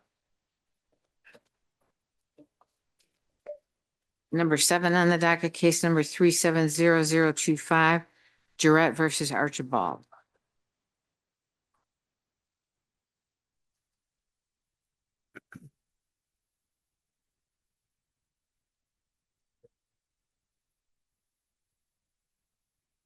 Good morning. Morning. May it please the court, I'm Ernest Jarrett. I am the plaintiff appellant in this matter. I'd like to start at the outset by saying a couple of things that, although they're set forth in my brief, I think need to be brought to the court's attention with some degree of emphasis. In the appellee's brief, it is asserted that a contingent fee agreement between myself and the defendant was entered into in November of 2015. That is incorrect. And I would just think ordinarily that that's just a mistake. But since Mr. Frank has continually raised this 3 other times, and I've corrected it each time, November 19th, 2015 was the date that his client's son was killed by a San Bernardino sheriff's deputy, not the date of any contingent fee agreement. Not that the contingent fee agreement is even relevant to this case, but to the extent that that's a misstatement, I wanted to emphasize that it is a misstatement. Can I ask you a question? Okay, Yes. so I understand the concept. You have a contingency fee arrangement, okay, and that's in writing. And then the oral contract would be the hourly one, right? Yes. but I At think any you have them in time, reverse well, order. whichever one, yeah, okay, the hourly one came first and then the contingent, okay. But in the hourly rate, at any time, did you ever send a bill? No, and No, that's because that's okay. So you never did. I sent the bill in December of, Yeah, but while you were doing that Oh, no. work, you didn't get a monthly bill. Okay, then No. in your office, did you actually have separate files for the 2 different cases, like Archibald case number, I'm sorry, like Smith case number 1, which would be the contract that you keep your billable time for, because you have to know how much time you're billing. Right. And then the contingent, did you have 2 separate files in your office? absolutely, Okay, because they were 2 different objectives. One is attempting to win a wrongful death case. The other one was simply attempting to assist the client in obtaining a criminal prosecution of the shooter in the case. so they were kept separate in your office too. Yes, absolutely. They were separate and distinct. And the other thing that I wanted to emphasize is this, and I pointed out in my brief, but at the beginning of the June 6, 2023 hearing, and at the end of that hearing, I indicated on the record that I would be going to California for surgery. And I asked for a stay of proceedings when it was clear that the judge was not going to make a ruling on the date of the hearing. She declined to give me the stay that I requested, but Mr. Frank indicated that he wasn't going to do anything while I was laid up. And then no sooner did I leave that he files this amended answer, which he filed without leave of the court, without my consent. And he's trying to unwaive what has already been waived. So I submit that first, that there's a procedural error in the decision of the court below because there was no basis to unwaive what was already waived. The court rule is quite clear. 2.111 F2 is quite clear that any affirmative defenses have to be raised at the time of the first responsive pleading, either in the affirmative defenses or by way of motion. Mr. Frank did neither of those things. And you can't simply unwaive it by unilaterally filing something without leave of the court. And trial court judge indicated, well, I would have granted it had he filed it. But with all due respect, if he had filed a motion for leave to amend, I would have had an opportunity to oppose it.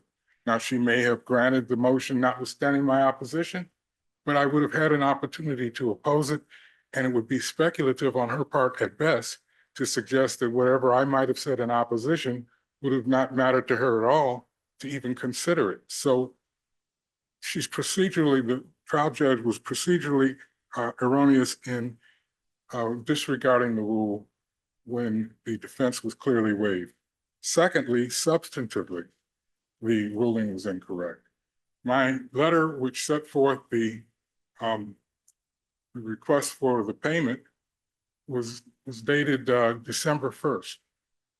That letter was the date that the judge indicated was the date that the cause of action accrues. Well, the cause of action can't accrue until there's been a breach of the action. If I send a letter to someone, it's dated December 1st, number one, it has to travel the physical space from Detroit, in this instance, to my client's address in Florida. Excuse me.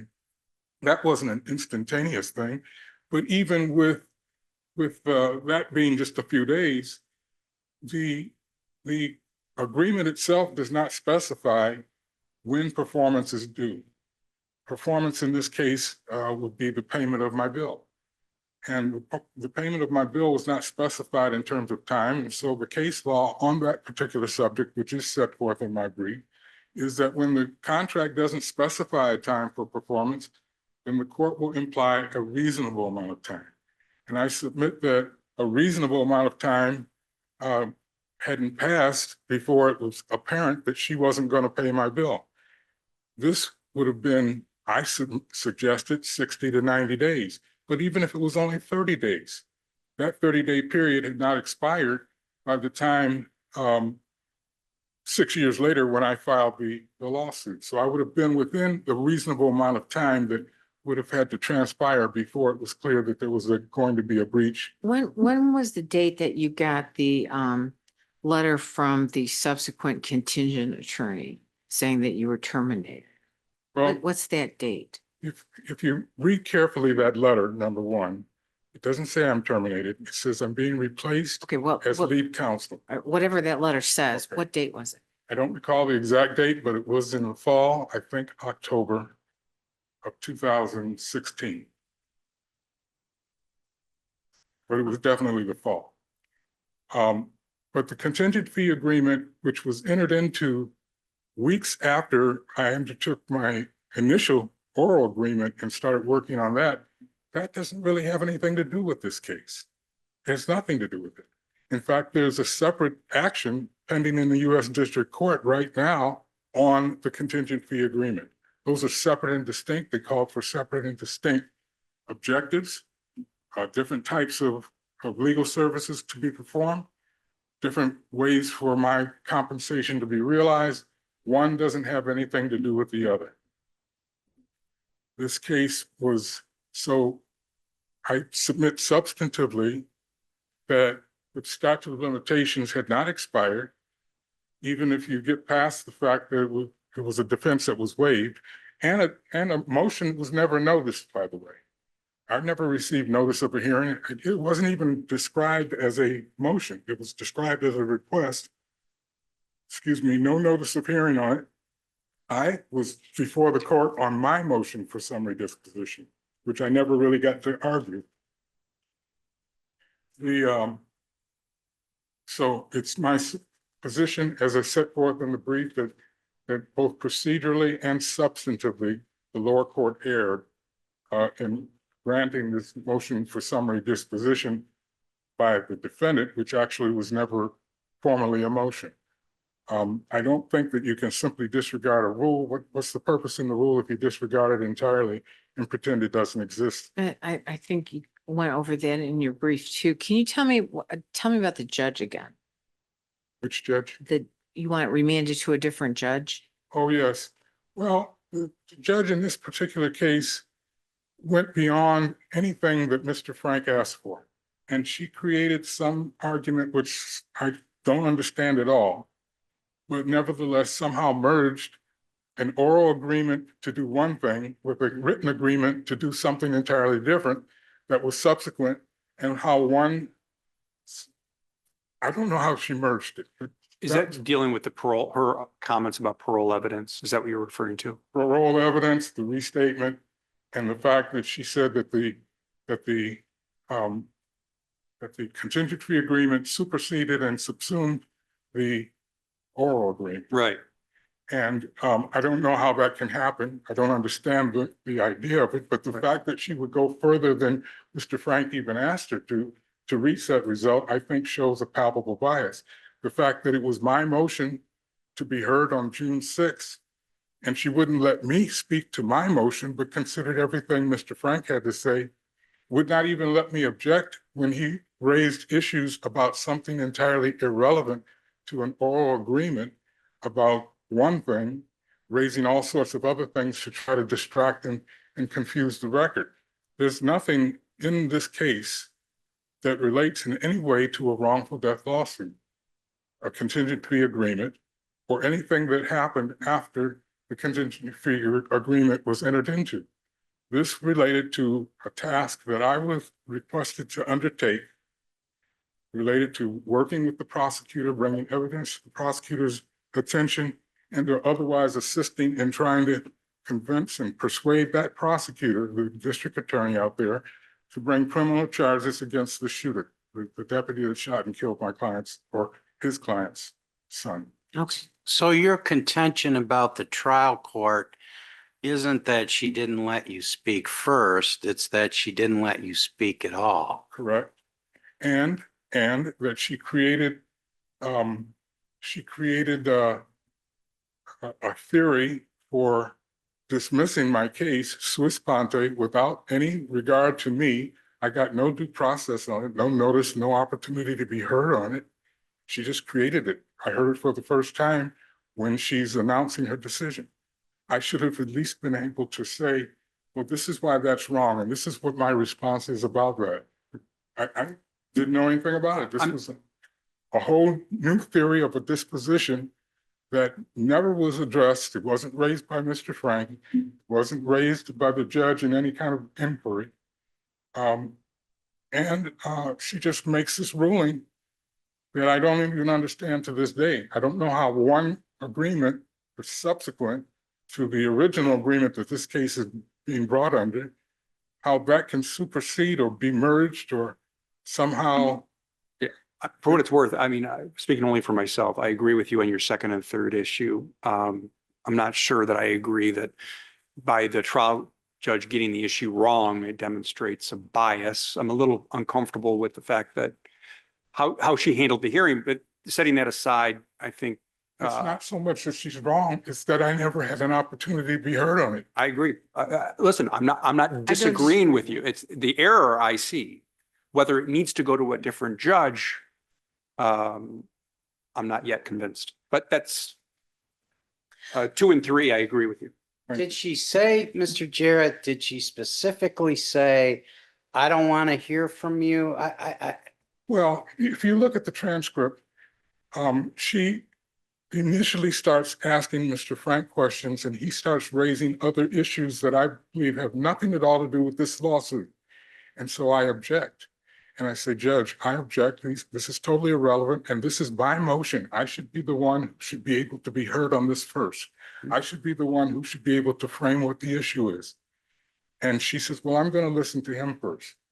And so she listened to him and he went on and on and on. He starts raising all sorts of things about other issues that have nothing to do with my hourly rate and the fact that my initial contract with my client was to assist her in her pursuit of a criminal prosecution of the deputy who shot and killed her son. And so I was not permitted to speak on that subject. She never, when Mr. Frank was done arguing, did she then allow you to speak? Well, yes, I was able to say some things, but then I was cut off again too. I wasn't able to say all the things I wanted to say. And I never did get to go back to what we were there for, which was my motion. I brought the motion for summary disposition, which I submit, I believe I should have prevailed on that one, excuse me, because my affidavit, which I attach, sets forth the terms of the contract, the rate that I was to be paid, the things that I was supposed to do, and under what circumstances I would, when I would be paid. Thank you. You've answered my question. I think you have time for rebuttal because I think we have. All right. Thank you. We had an opportunity to read your brief too, so. Thank Okay, great.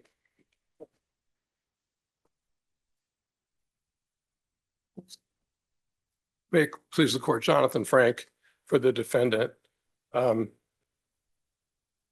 the transcript at the beginning of the hearing, the judge says, I've read everything. Mr. Jarrett, is there anything you'd like to add to your written submissions? That's the start. And then for 3 pages in the transcript, Mr. Jarrett spoke. I hadn't started yet. So I don't understand the argument that he was shut down, and he's been doing this a long time. The odds that he would allow himself to be shut down thereafter are 0. and he didn't get shut down. He started, the judge, So it shouldn't go back to another judge. sorry. If it goes back, it doesn't have to go to another judge. Is that your point? Well, that's also the substantive argument he's making, that he didn't even understand or know what was going on in the hearing. But yes, he certainly made his pitch. The judge disagreed. So I guess the answer to that question would be yes, if it goes back down, it doesn't have to be reassigned, right? Right. Good. So, All right, what else do you have that's well, not in so your let's brief? talk about the nature of an I-2 request, because Mr. Jarrett claims that he was somehow surprised to hear that the statute of limitations was being discussed as the reason to grant the motion. And that's why the judge granted the request. It's because the statute of limitations, it's in the transcript. That's what she said.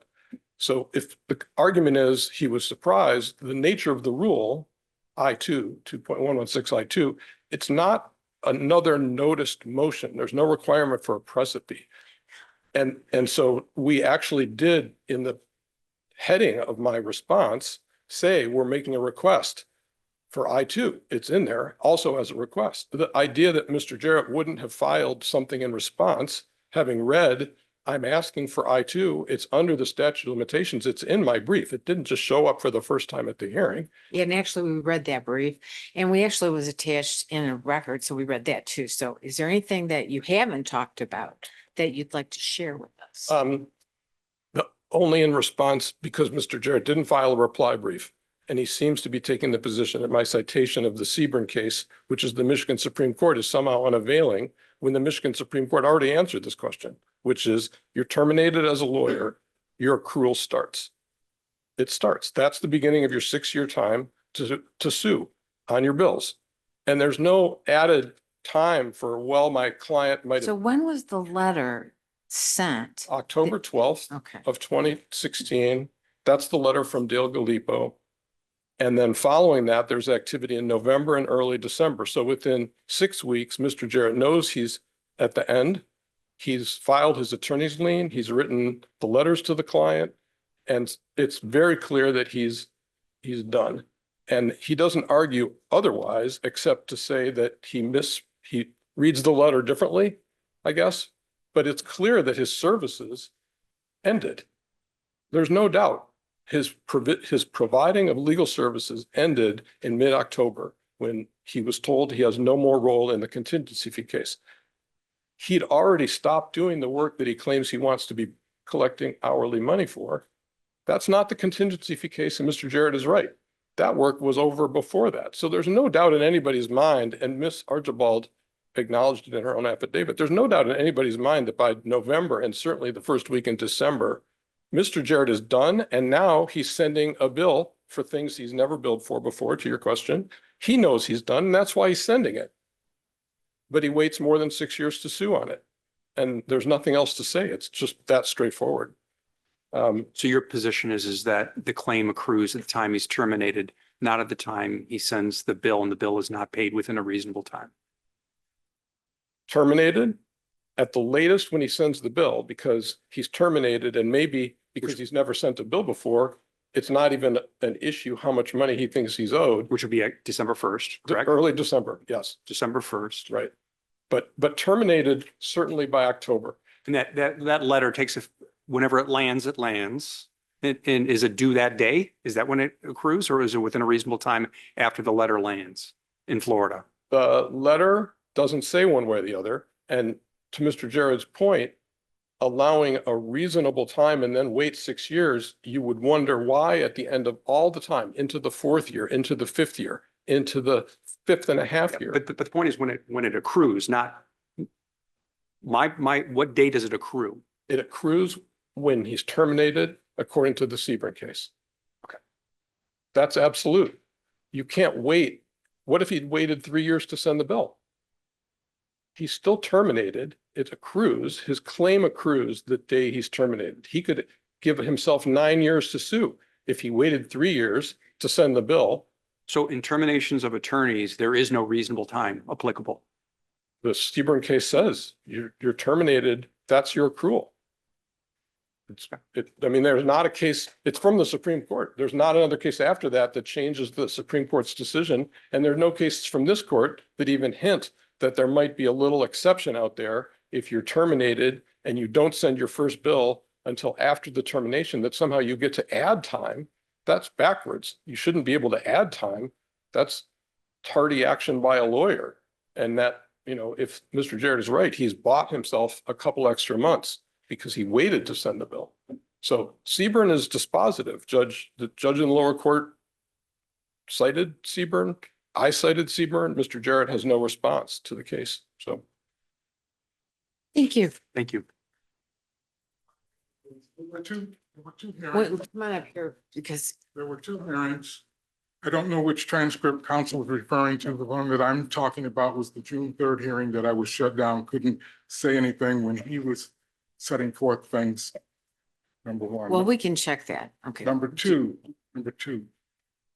I was not terminated, and that issue is an issue in a matter that's pending in the United States District Court. And that relates to the contingency fee agreement. I was not terminated under either contracts, but I Okay, certainly wasn't. you were substituted. Is that a better word?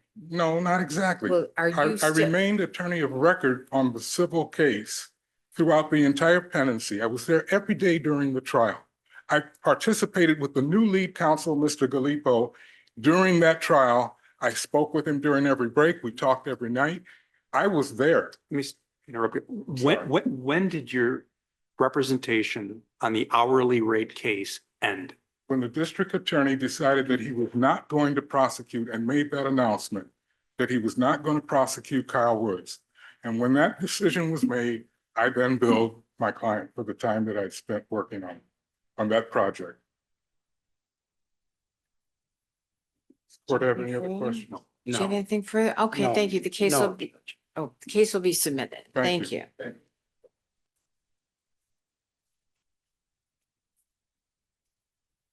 Number 8 on the docket, case number 369692, Mayu versus Kroger.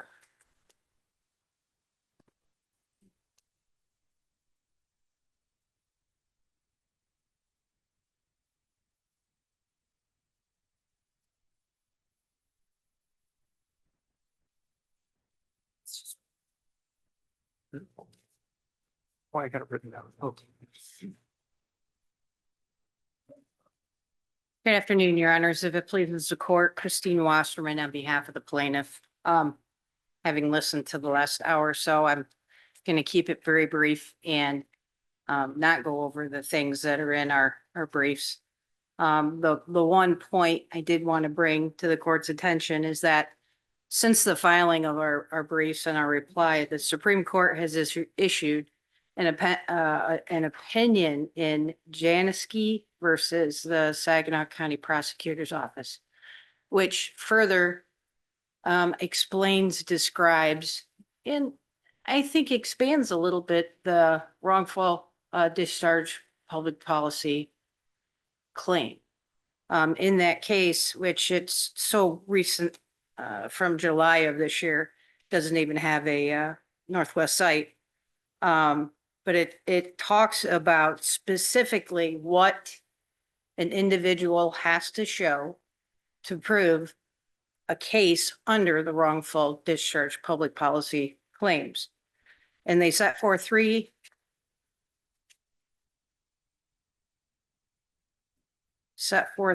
elements, which are a little bit different than the elements that I'm used to seeing for public policy discharge cases.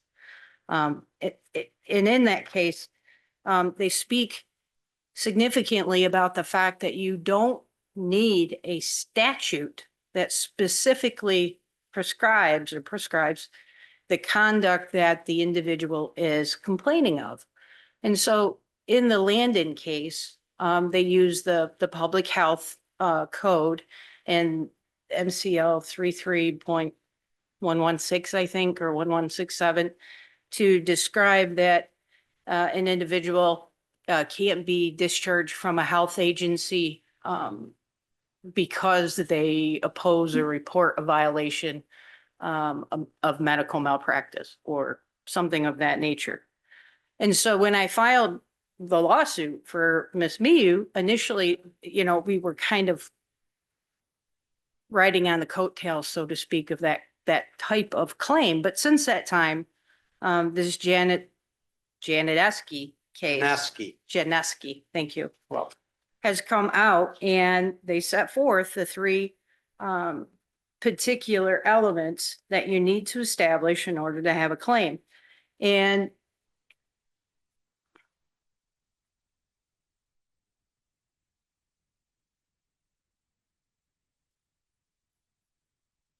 I apologize, I thought I marked the three elements. Well, let me ask you a question. Do you have anything that would connect the termination with the reporting other than the fact that they were close in time? Do you have anything that would connect that other than a time element? Because the case law says, temporal connection is not enough. Well, Krupp suggests otherwise, but Well, you still, yeah. Do you have, well, just in this case? yes. Do you have anything other than the time element? I don't have anything, direct evidence. It's a combination of the circumstantial evidence or factors in that you have her, there's no problems. There's no issues with this employee or her employment. She has good reviews. Then she applies for a position or promotion someplace else. And then you have these individuals, this Arij, Yalda, and Miss Finley, whose daughter is subsequently hired for the position, who interview her for this, and then they criticize her because of the complaints that she makes about this Sam Anderson during that interview. And this is a month, 6 weeks before she's separated. So she's telling her supervisor, Arij Yalda, and above. So Miss Finley is like regional manager for Michigan and several other entities, I believe. And the complaints are that he's coming in drunk, he's filling the prescriptions wrong, he's doing these things that are not legal, they're not proper. And so when you look at that, and then you look at the fact that she's the one that brings to their attention this employee that has this RDAC problem. And that was something else that I had noticed when I was reading through the materials, is that this RDAC issue was periodic. One day it would work, the next day it wouldn't. The next day it wouldn't work. She could be in the middle of the shift and it would work and not work. And so this idea that somehow my client, which there's no evidence from anybody, that she was letting this Rose use her RDAC permission. They have her on video. No, they don't. Well, I beg to differ with the record, but go ahead. I'm sorry, it's just, it's not in the record. They have the affidavits of the two employees who. That's not a record evidence. Not when it's not based on personal knowledge. They didn't see the video. I'm not going to argue with you, counselor. Let's move on. But I'm not going to argue with you. I wasn't arguing. I've produced the deposition testimony of the I individuals. understand. Let's move on, shall we? You're saying there's Okay. no evidence that your client ever gave her RDAC card to another employee, correct? That That's is your correct. assertion. So she was fired for what? She was fired because she reported and complained about Sam Anderson violating the law And also her age. and also her age. Absolutely. Do you know how old the employee was who replaced your client by any chance? Miss Finley's daughter was 36, I believe, And is in the your record. client's age? Is 48, 49. Yeah, months but before we 49. don't know, do we? It's either 48 or 49, right? We don't know for sure. No, we know for sure. She was 48, 11 months and 2 days. There you go. Because I had in some of the pleadings, she was either 48 or 49. I just wanted to make sure we got that right. That's correct. What is your proof of age discrimination? Age discrimination is that she was replaced by Miss Finley's daughter. Who is basically 14 years younger, correct? Correct. Okay, so we have she's replaced by a 14 your junior employee. What else? Is that it?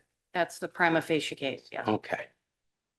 Now, let's assume that we agree with you that you have a prima facie case in reference to the age discrimination case.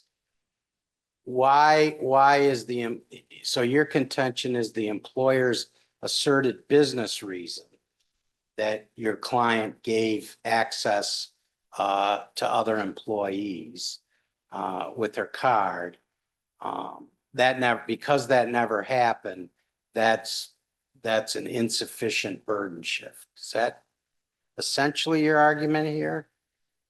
It's how I rebut their claimed reason for separation is that it's false. I mean, it just, So they don't really have a reason. they don't have to be able to prove their reason at that point in the analysis, though. So all I they have, understand that, but your contention is they really don't even have a reason. yeah, yes, that is This correct. was all made up. Sam Anderson did the things that they accused my client of doing.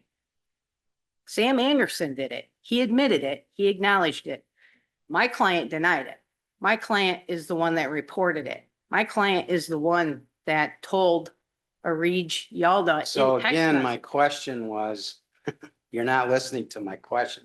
My question was, they made it up, correct? They made this up. They These made- allegations against your client are all made up. Is Yes. that's all I need to know. Thank you.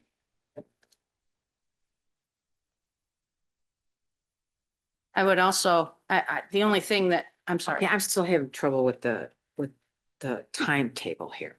Okay. Okay, so when was her last review? That she had a good review, her last review, right? Yes. Okay.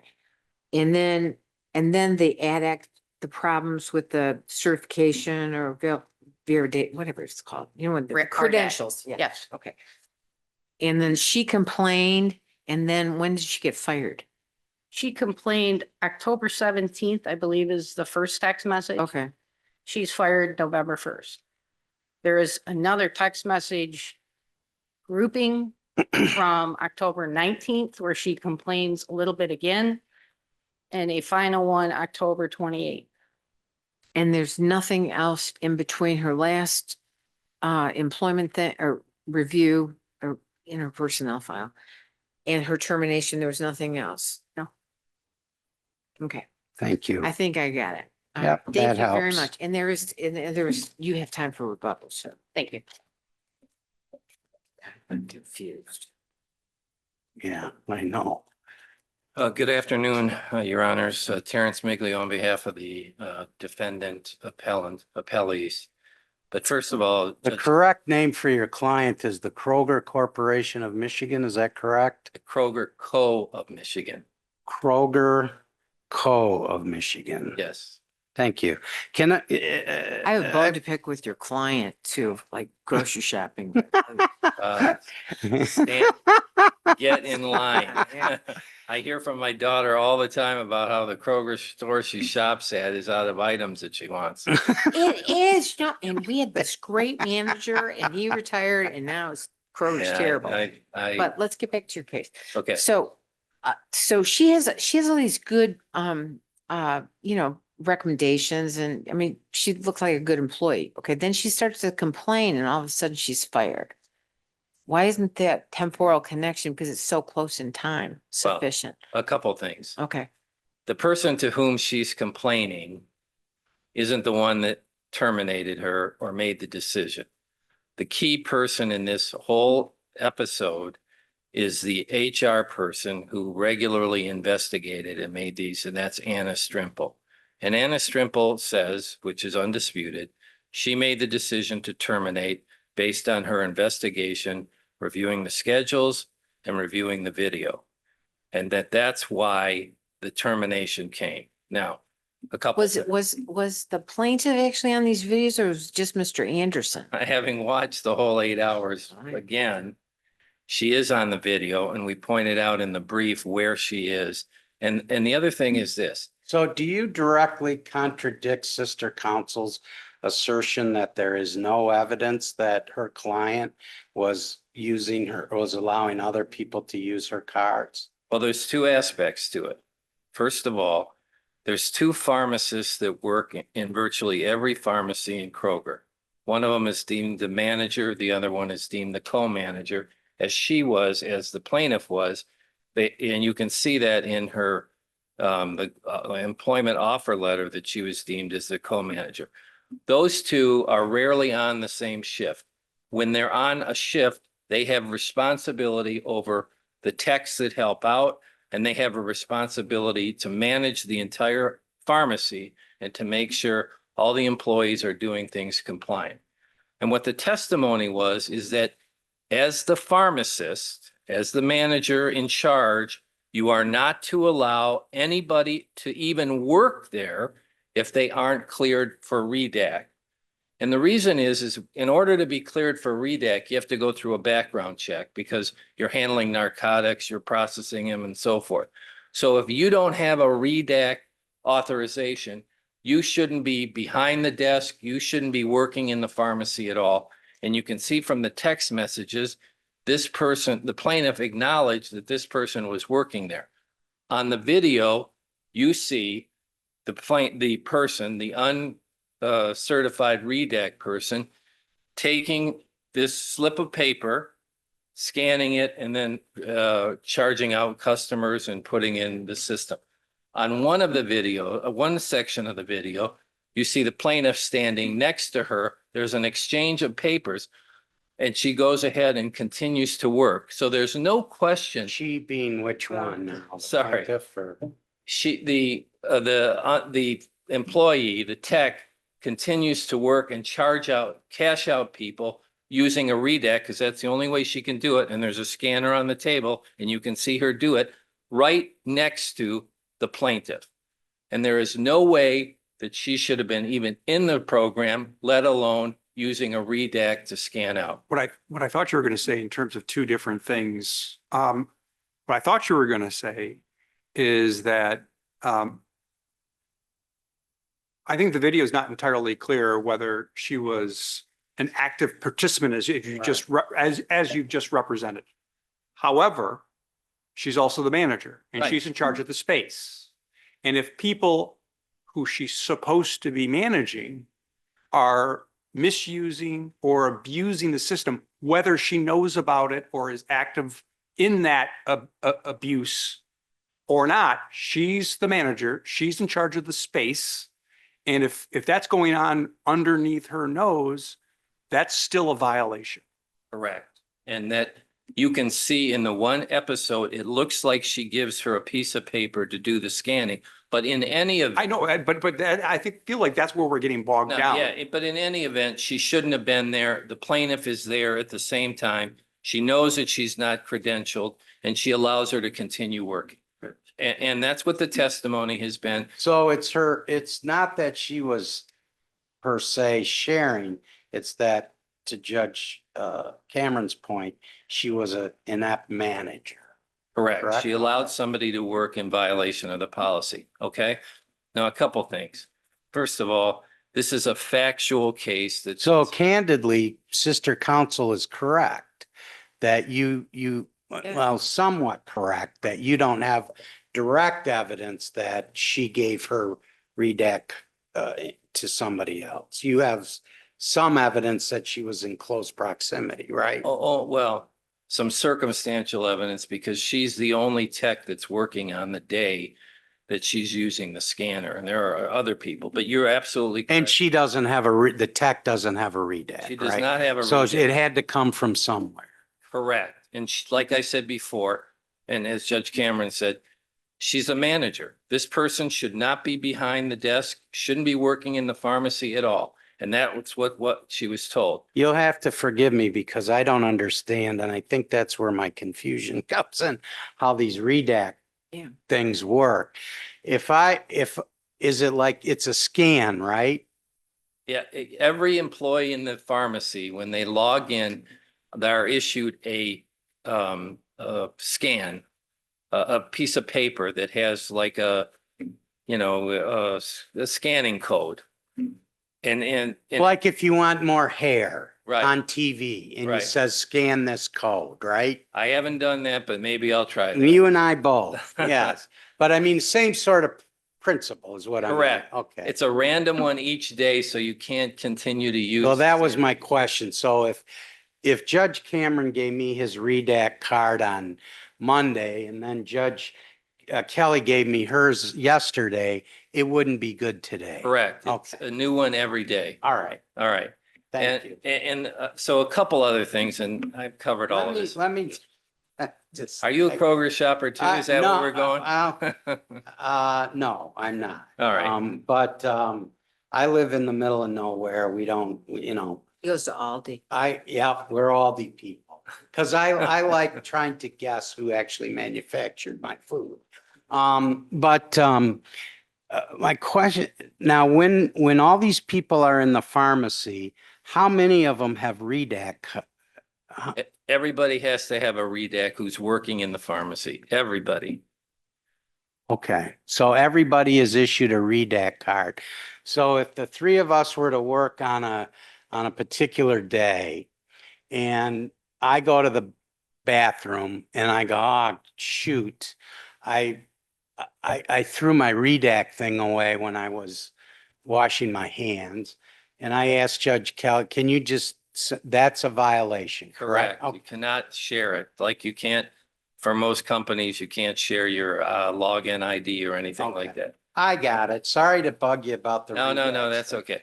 So a couple of things. First of all, contrary to what opposing counsel says, the plaintiff was replaced by somebody who was 65 years old.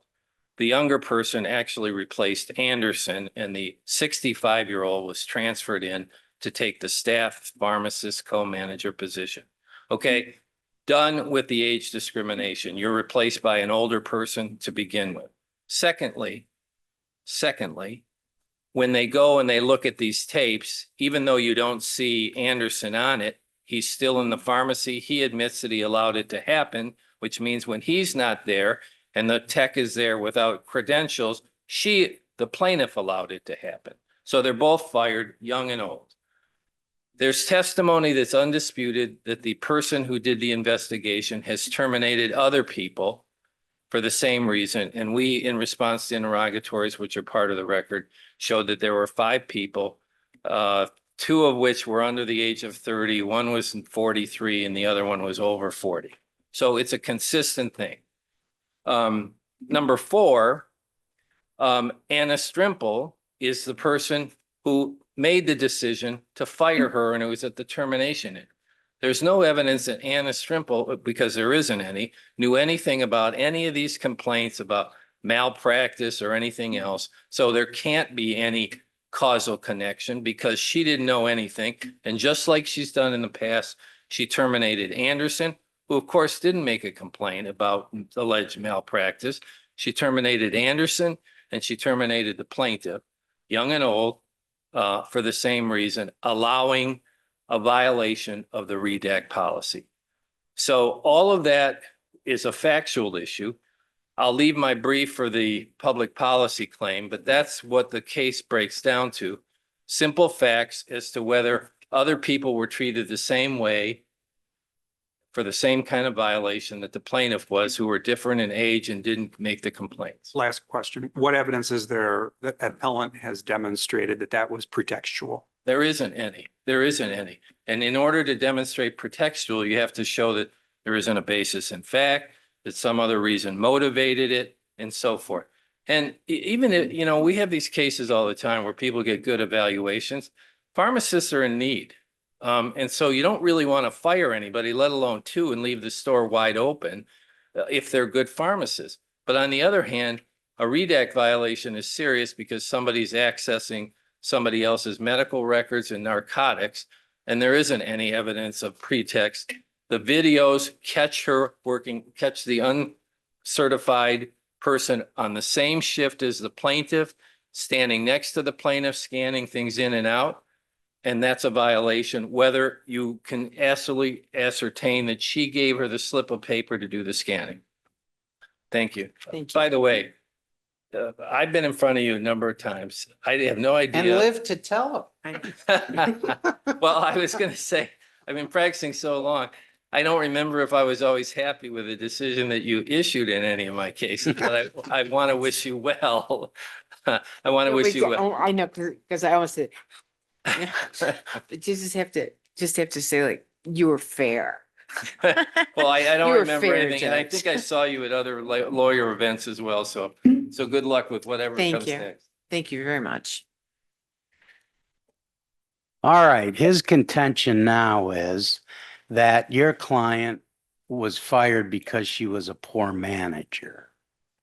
If you look at the discharge sheet, which we have attached at Exhibit 3, Exhibit 3, okay.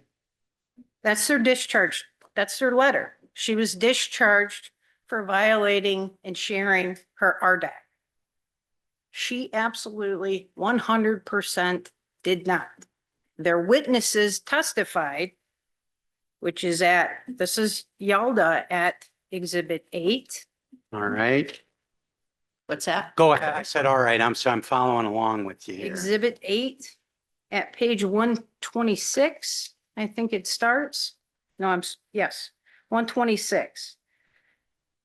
Did you write out the information that's in the affidavit? Type it out, write it out? No. Did you read it before you signed it? Yes. It's under oath. Yes. You indicate that in the video I'm at paragraph 7. Okay. In the video, plaintiff is observed sharing her RDAC credentials. Do you see that? Yes. But you never actually saw her sharing RDAC credentials, correct? That's correct. So how did she get them to scan in if she didn't have credentials? She And had your them. client, no, your client had. Oh, no, my client has them. Yeah, yeah. So she's the woman that is on the video scanning has tech, right. credentials. Yeah. Everybody in the pharmacy has credentials. It's a login.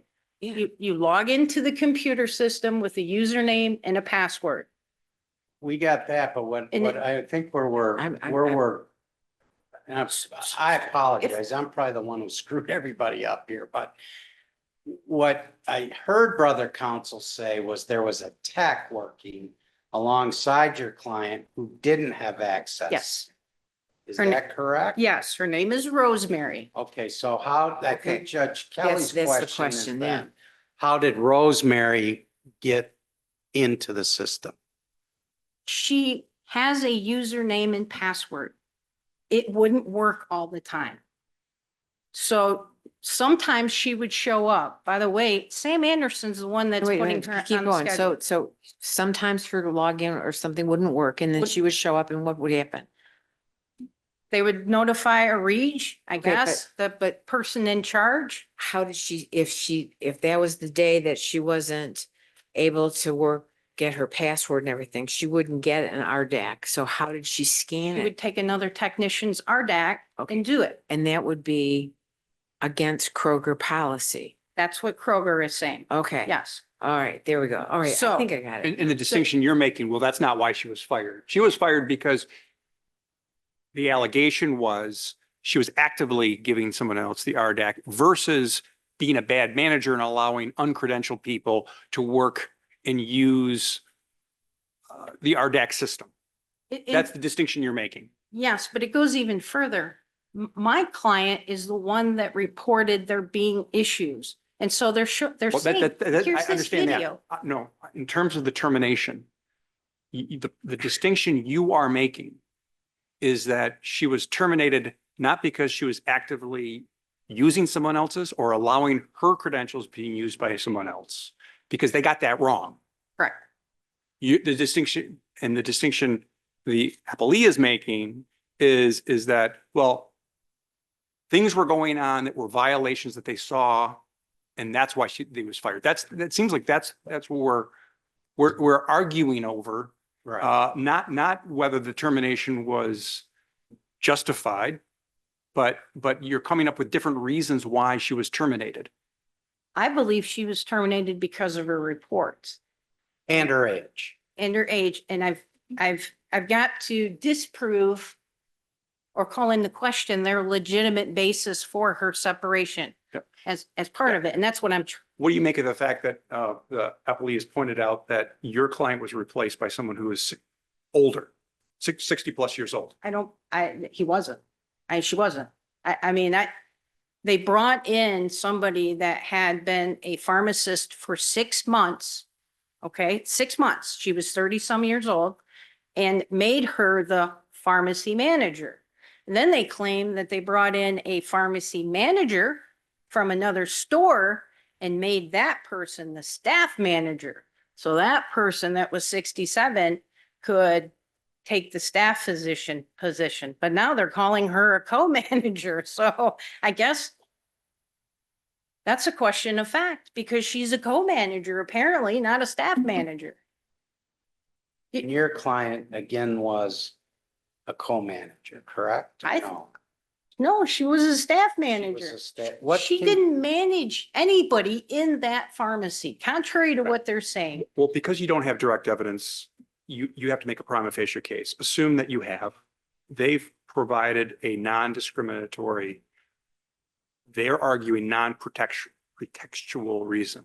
Yes, What do you have to rebut that?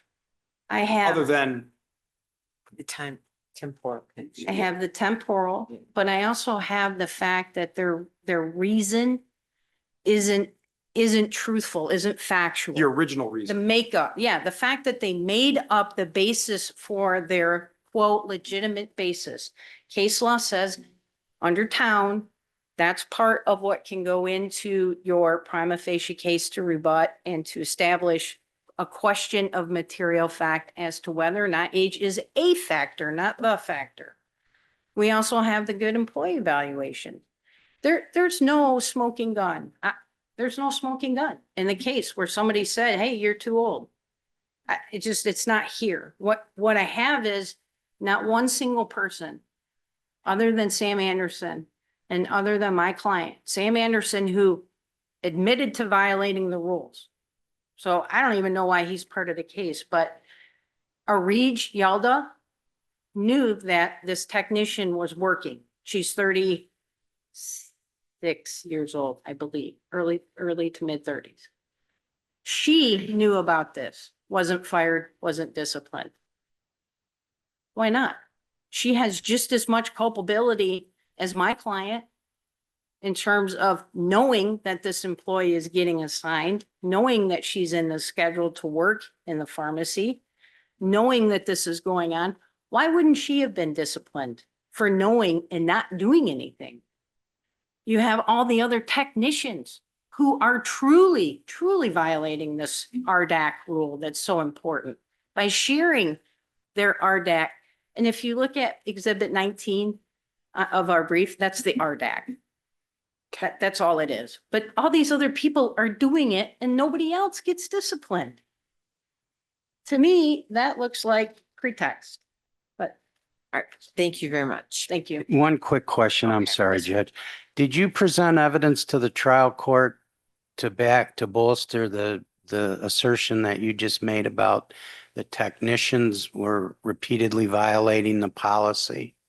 Yes, Okay.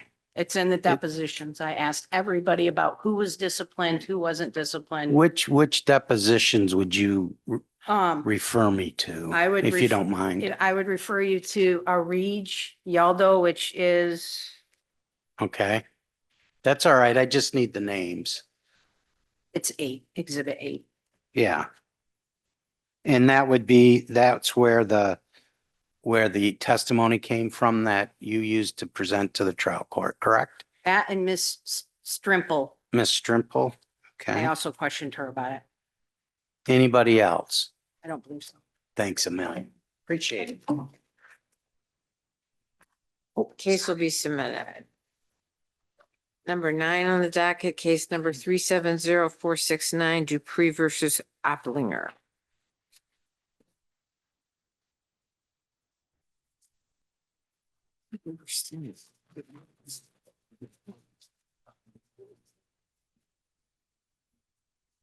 Yeah. Good afternoon. May it please the court, Alan Francis on behalf of the appellants. I did not have hearing an Aldi joke that I got on my bingo cards, but I'm the grocery shopper in my family, so I appreciated the Aldi joke as well as the Kroger discontent. Let me ask you this, Sure. did they just totally redo your Aldi store? Because they totally redid mine and it totally screwed me up. So- And that's why I don't shop at Meijer, Kroger.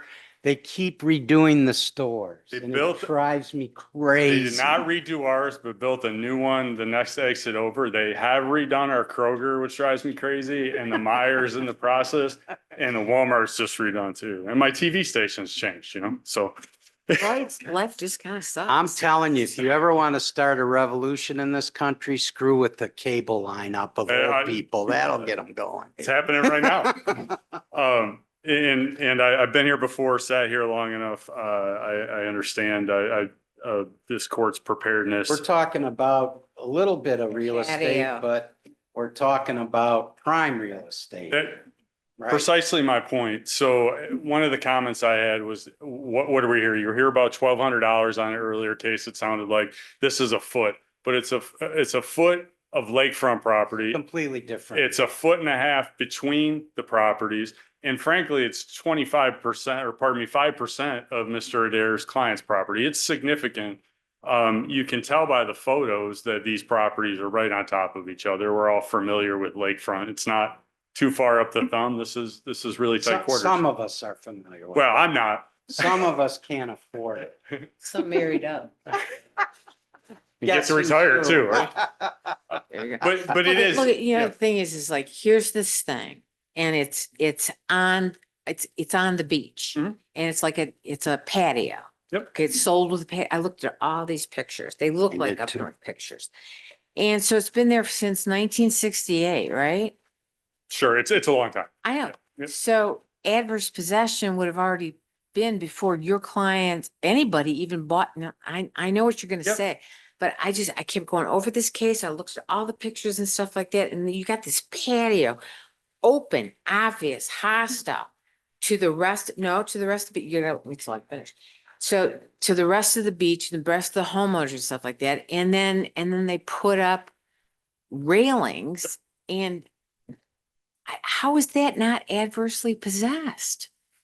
Ever? I agree with a lot of what you said. The patio existed probably maybe even from the 40s, right? It was there.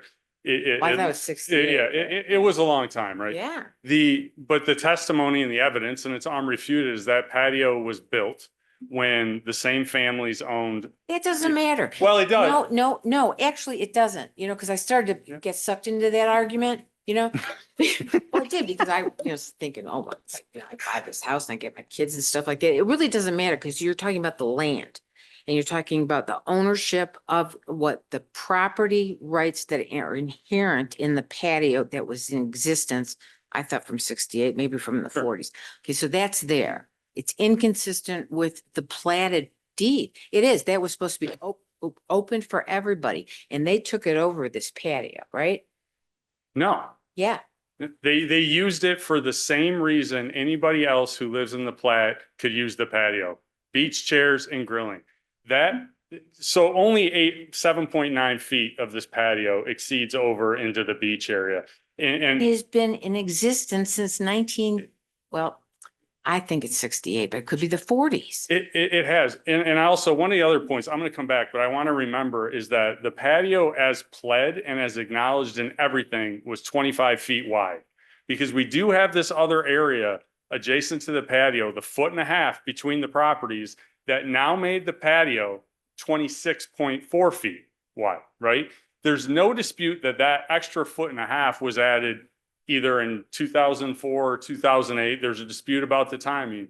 But when they put the deck and the railings on The top. 208 and the 2004 and the 2008 is another significant issue, but I'm just talking about that just in 1960, let's call it 1960. Let's call it 1960. Yeah, call it 1960. Yep. Gotta get confused. So 1968, you've got this patio there, Yes, period. correct. It's open. It's obvious. Not Right. hostile. It's open. It's obvious, right? Correct. Yes. And then these people who lived in the house behind it put their grill out there and then they put the chairs out there and they used it the other clients maybe use the ledge to sit on. I don't buy the rowboat argument, but, so they use that, all right? And then they eliminate the door on the side, then they put the door on the front, so it goes right into the patio. Correct. That's pretty much hostile to anybody else. I understand your point. Yeah. My position is, and my client's testimony was, it was not hostile until the railings went up, because that was the exclusionary factor. Well, then you've got the problem with the 2004 and the 2008, right? You're correct. The railings were with respect to the entire thing, but yes, the railing is when it extended south onto my client's So there was property. no open and obvious and hostile use until the railings went up, right? It was open and obvious. It was not hostile. It was your position that before the railings got up, there was no issue with adverse possession. We're talking the railings. So Correct. then it comes down to 2004 and 2008, right? Correct. That's when it became exclusive and exclusionary and adverse. Well, let me ask you, you said when the Yeah. railings went up, it became exclusionary. So before the railings went up, are you saying your clients would use that 1 foot of slab? Well, yeah, they would use it to traverse. If we're talking about the 1 foot between the houses, they would use that to traverse No, no, to no. and from the beach. I'm talking about the slab that is encroached, the encroaching part of the slab, the patio. Over end of the beach area? Hmm. Yeah, they would use it. They said they testified that they would sit on the lip and they walk. I know Judge Kelly disagreed, but they would walk the rowboat back and through. Yeah, But I don't, yeah, I don't know how, that testimony was inherently unbelievable. one of the other rowboat. points, though, is the trial court, I think defendants acknowledge this, did not apply the heightened standard that's applicable to that beach area, because the obligors, the defendants in this case, had the right to be in the beach area as owner of the plat. And they didn't have to be there using it for beach purposes. There's plenty of plats in the state of Michigan that talk about you have the right to use the beach for beach purposes. The plat in this case dedicated the 8 feet where they were at to the owners of the plat. Stop, not for beach purposes, not for anything. So what happened is Mr. Obliger puts the railing up, and he says part of the reason to put the railing up in 2004, 2008 was to exclude people and to demarcate the line, to show my property. That's defendant's testimony as to one of the reasons he put the railing up surrounding the whole patio. Prior to that, it was a patio that was on the beach, freely accessible for anybody that could be accessing the beach. Anybody in the plat, frankly, anybody walking the high water mark could walk up there.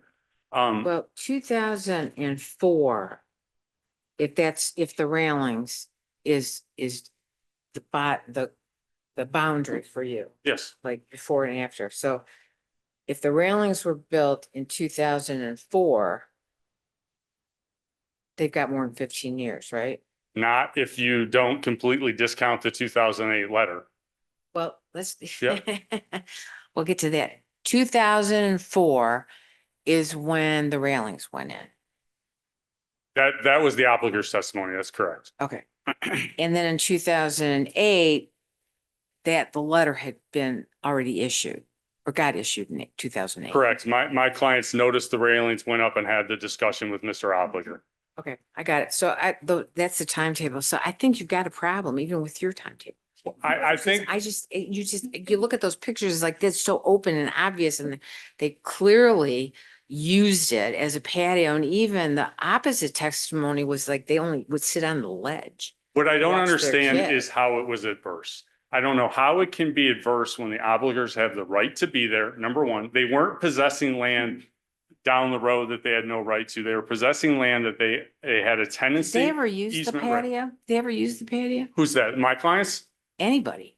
There's photos of it with chairs and grills. I mean, that's what the testimony is. My clients talked about So it's walking. on my across. patio, but it doesn't have a railing, but it can just walk.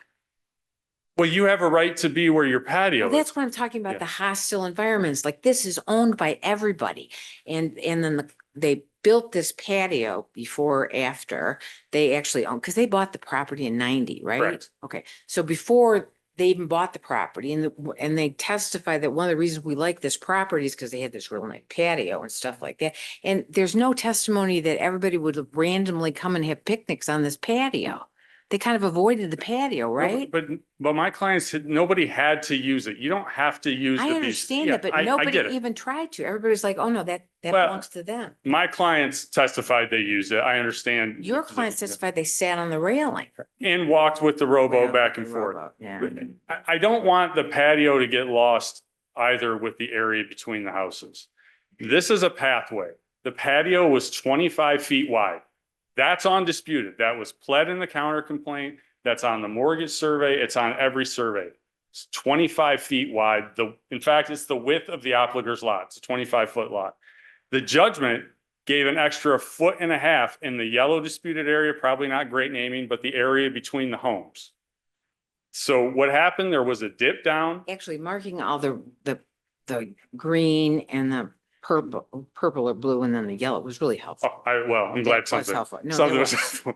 But Very helpful. there's two areas and I think the defendant wants to argue that, well, it's confusing, but number one, the trial court treated them as two different areas and they are two different areas. And they're two different areas for multiple reasons. One, it's agreed the patio is 25 feet wide. Now there's a 1.5 feet. It's 26.5 feet basically. So we expanded, if it was adverse possession at 25 feet, we've now expanded it with the deck and railing by 1.5 feet. And that's critical because that didn't start till 2004 or 2008. That's an extra 1.5 feet. And we've already talked about how important that extra 1.5 feet is. So we have pleadings, we have evidence, we have documents that is 25 feet wide. We have Mr. Opliger going in 1993 to the township saying my property is 25 feet wide, reduce my taxes. He doesn't say it's 26.5 feet wide. When the patio at 25 feet had green AstroTurf, there was a step down in the walkway between the homes that did not have that AstroTurf. It was different than the patio. It was a step down that my clients could then use to either get to the patio or to the beach. When he put the deck and the railings on, we covered that step, made everything flush, and moved it 1.5 feet over onto my client's property. So I understand that the patio has been there, but it is not consistent with the record that it's been there at the same footprint. It certainly is 1.5 feet further to my client's house than what it was in 1940, 1960, whenever it was. And I've cited everything in the brief. I've cited to the counter complaint, 25 feet, 25 feet, 25 feet. We're here today at 26.5 feet. So when did the 1.5 feet come in? It came in when the railings went in. And I now have a letter from an attorney. My client did what we would tell a client to do. If you got a complaint, go talk to him. They went and talked to Mr. Opliger. He writes a letter. He acknowledges in 2008 that our deck encroaches on your property, your being my client's the Dupree's. He tells the ZBA in 2022, he said in 2008, the Dupree's showed us a survey that they had done that said 15 inches or so of our deck or our property, not even our whole deck, is on their property. He doesn't tell the ZBA in 2022 it's his property. So this court needs to treat both of these situations separate. We have the patio as existed in 1960, continuing through to 2004, 2008, and then we have 1.5 feet added onto it next to my client's house. And my opinion is the trial court erred with respect to the whole thing, but I think it's certainly clear that the trial court erred with respect to the 1.5 feet between the homes and the 1.5 feet that extended it. It is very valuable. It's very, very unique property. Lots are 25 feet. It's a big deal. Thank you. Do you have any questions? No. I'd love to talk about it. Are you sure? I'm going to sit down. Thank you. Thank you, Your Honors. May it please the court, John Adair on behalf of the Opligers. Mr. Francis and I are friends. We have lived this case together for the past 4 years at the trial level and now, and we have a great deal of respect for each other. One of our local judges said, whenever you hear the phrase, with all due respect, be careful about what comes next after that, right? So with all due respect to Mr. Francis, we totally disagree on all this. I do want to begin by saying this is my first time before Judge Kelly, my second time before Judge Borello. My first time was 16 years ago. I had a little less gray hair. I'm sorry that I'll... Him too, yeah. I'm sorry that I won't have the opportunity to appear before you Cameron? again, maybe sometime, Judge Cameron. I think Now your hair's already gray, so you'd probably be white he next was to me. warned. Yeah. There's a very passionate argument by Mr. Francis about the size of this footprint that Okay. is easily refuted. By Okay, the tell me why the patio is 25 feet and the railings give an extra 1.5 feet? Because it doesn't.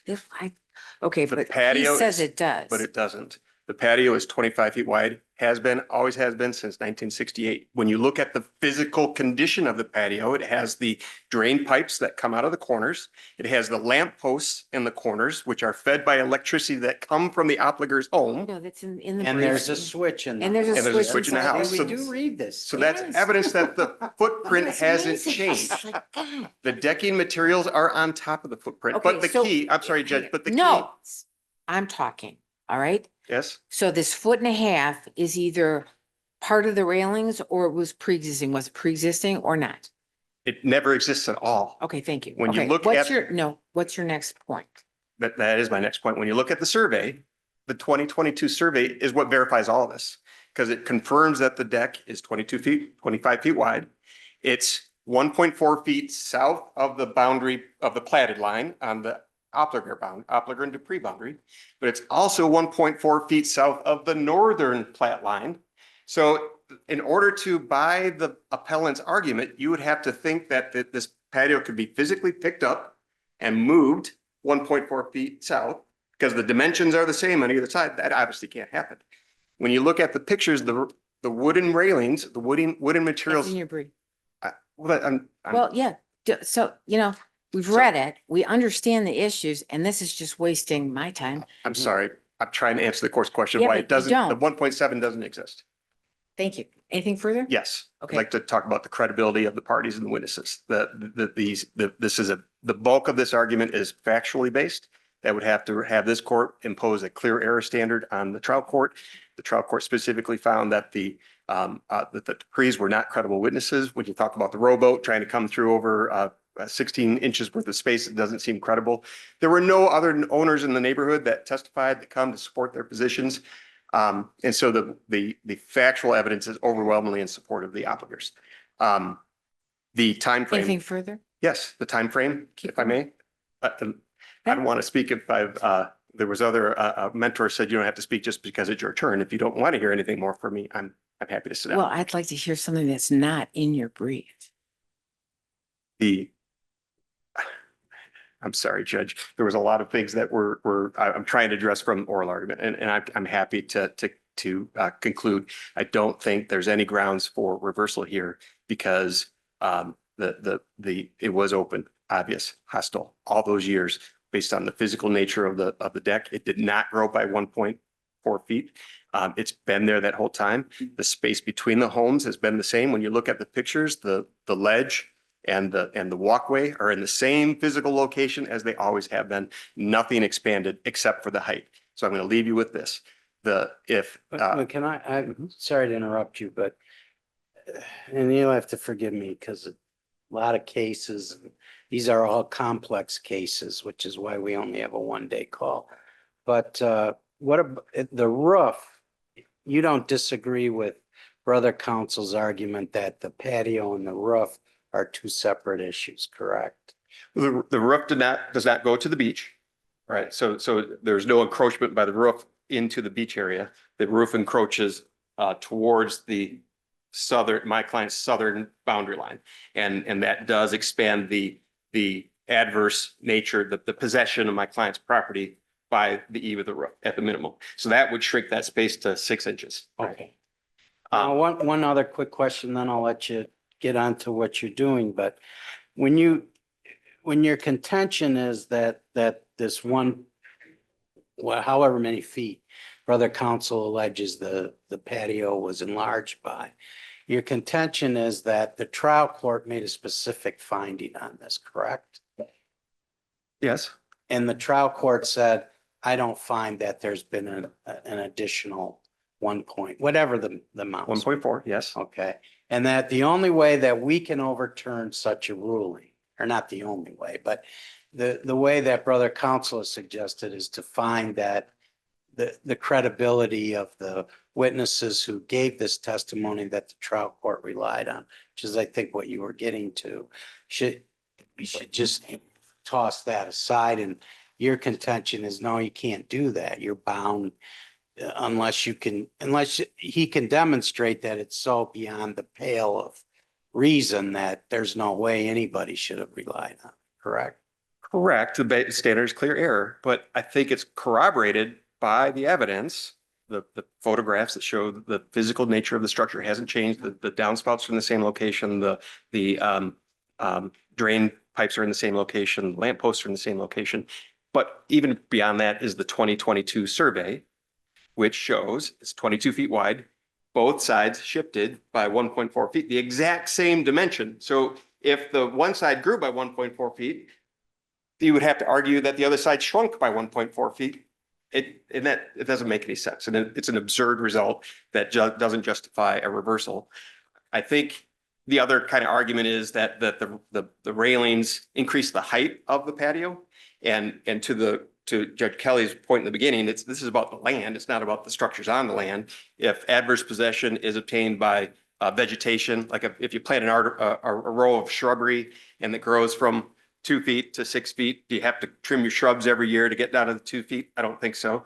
If you obtain adverse possession by a chain link fence, a 4.5 foot chain link fence, you have every right to take that out and put a 6 foot chain link fence in the same footprint. So the fact that the footprint has not changed, the decking materials are on the exact same footprint as the concrete, it is just a vertical expansion of the space, not a horizontal expansion by 1.4 feet. Oh, okay. Thank you. I appreciate Any other that. questions? Thank you very much, Ron. Give some rebuttal.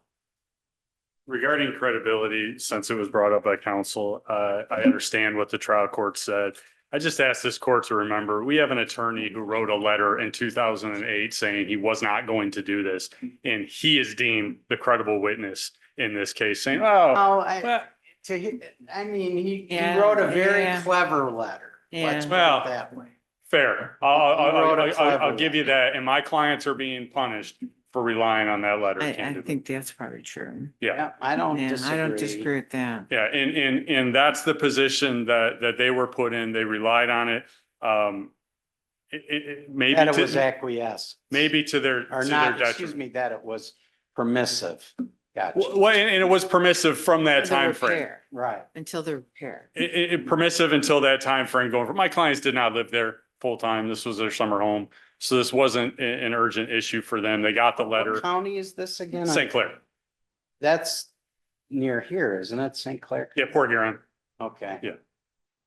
So, the testimony is they relied on that letter and perhaps to their detriment, but I do think it's important to note that's what's occurred here, because you have Mr. Opliger writing the letter.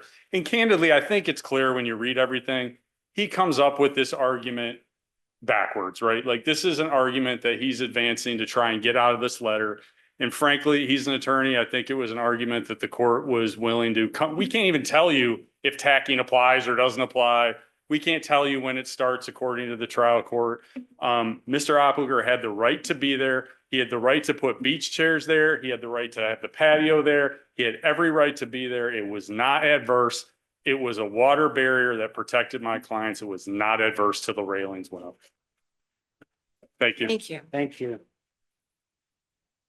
Well brief, both Case will parties. be submitted. Appreciate it. Thank you.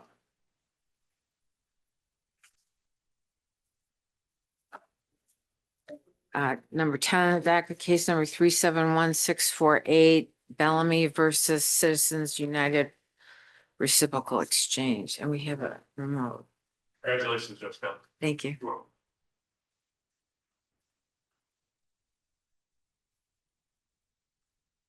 All right. Yeah. Oh, the appellant is on some, I mixed up. I mixed them up. Okay, go ahead. Good morning, Your Honors. Kelly Cruzy on behalf of the plaintiff appellant. And I too will be brief because I know that you're familiar with what we have briefed. There's just a few points I wanted to raise. One is with respect to the return of the premium, which did not occur. The defendant has attached as exhibit G to its appendix a copy of a check dated January 5th, 2023. That check was never submitted to the trial court. It's not part of the lower court record. But maybe more importantly is what it did not submit in that appendix is any indication that that check was ever transmitted to either the plaintiff or to her counsel. Well, that And was that wasn't even the record in the trial court, was it? Wasn't that was filed here? correct. So it doesn't matter. Right. But I think what's important about this issue, though, is that the case law is clear, and we cited it in our brief, that in order to accomplish a rescission ab initio, you do have to return the parties to the status quo. And to do that, you've got to return the premium. Because Cure didn't do that, their attempt at rescission should not have been ratified. If anything, it should have been considered a cancellation after the accident, which then, of course, would obligate it to pay the PIP benefits that were sought by the plaintiff. The second thing that I'd like to point out that has happened since our briefs were filed and actually within just the last couple of weeks is that the court decided the case, and I might mispronounce this, Isovka versus Fitzpatrick, that's number 368902. And it's relevant to an issue raised by a defendant. With respect to the balancing of equities issue or test, one of the factors was what the relationship was between the fraudulent insured and the innocent third party to determine if the innocent third party had any knowledge of the alleged fraud. And what the Isovka case said was that family relationship alone is insufficient to conclude that the innocent third party was knowledgeable about what was included in the application. The defendant has not presented any other evidence that Dominique Bellamy knew what her mother put in the application or what was in the application, because we still have some concerns about who actually completed it or signed it. So this case kind of addresses that issue and indicates that that is insufficient, just to say that they're family, and so therefore she should have known. I can't pull up this case. Yeah, so Your Honor, I think everything else. Can I back up on your argument? I'm sorry, Counselor. You gave me 368902, which was a case that recently was decided. I've been trying to look it up here and I can't seem to It was get October, I think, 30th that it was. Let me it just a pull. published case. It appears to me that it's going to be published. Let me just pull it up as well. Okay, it's not 368. well. I'll look.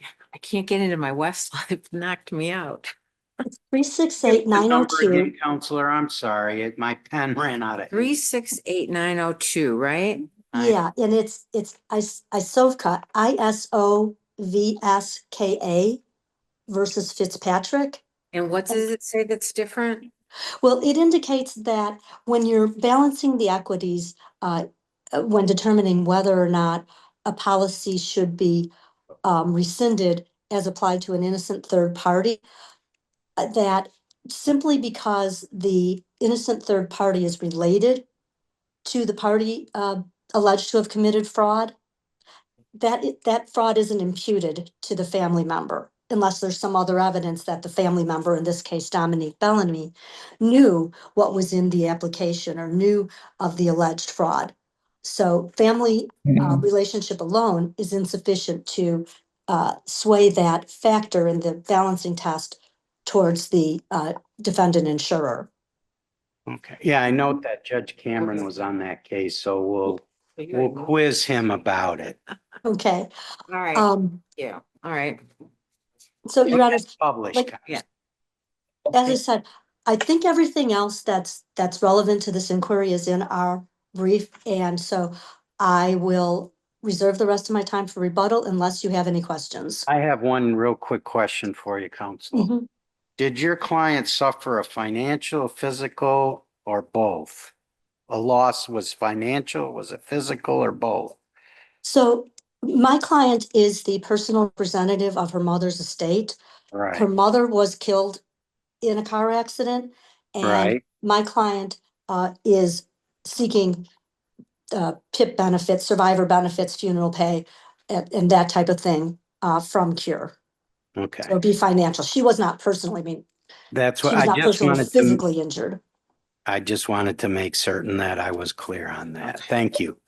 Yes, Thank you very much. You still have time for rebuttal. yes, I'll reserve that for rebuttal. Do you have partners in your law firm by any Do chance? I have one partner, yes. Well, tell your partner, maybe, let you out of that white room if you're being held against your will, why don't you blink twice? Cause I feel like they're literally in a corner there. So Your Honor, I'm actually in Florida, and if I open that back, if I open that back blind, you could see the palm trees. All right. But I thought I wouldn't do that. oh yeah, well, I'm Have a glad good you time in didn't. Florida. Okay, well, we'll take it. You still have time for rebuttal, so you're good. Thank you. Good afternoon, Your Honors. May it please the court, Kristen Lafayette appearing on behalf of Appellee Citizens United Reciprocal Exchange. I know that you've read the briefs. I won't belabor the points that were made in the briefs. With respect to the refund of premium here. Yeah, I have a real problem with that.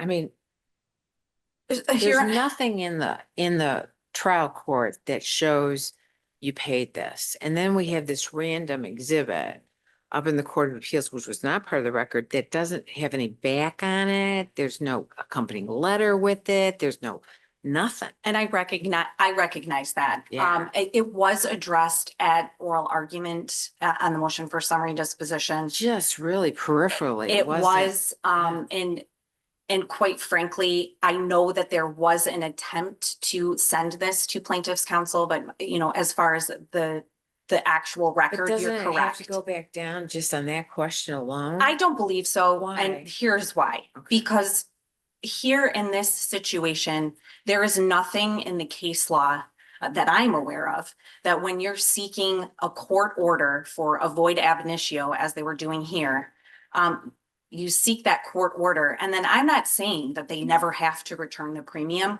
but once the court has ordered indeed that the policy is void ab initio, then the policy premium can be refunded. What if you don't give it back?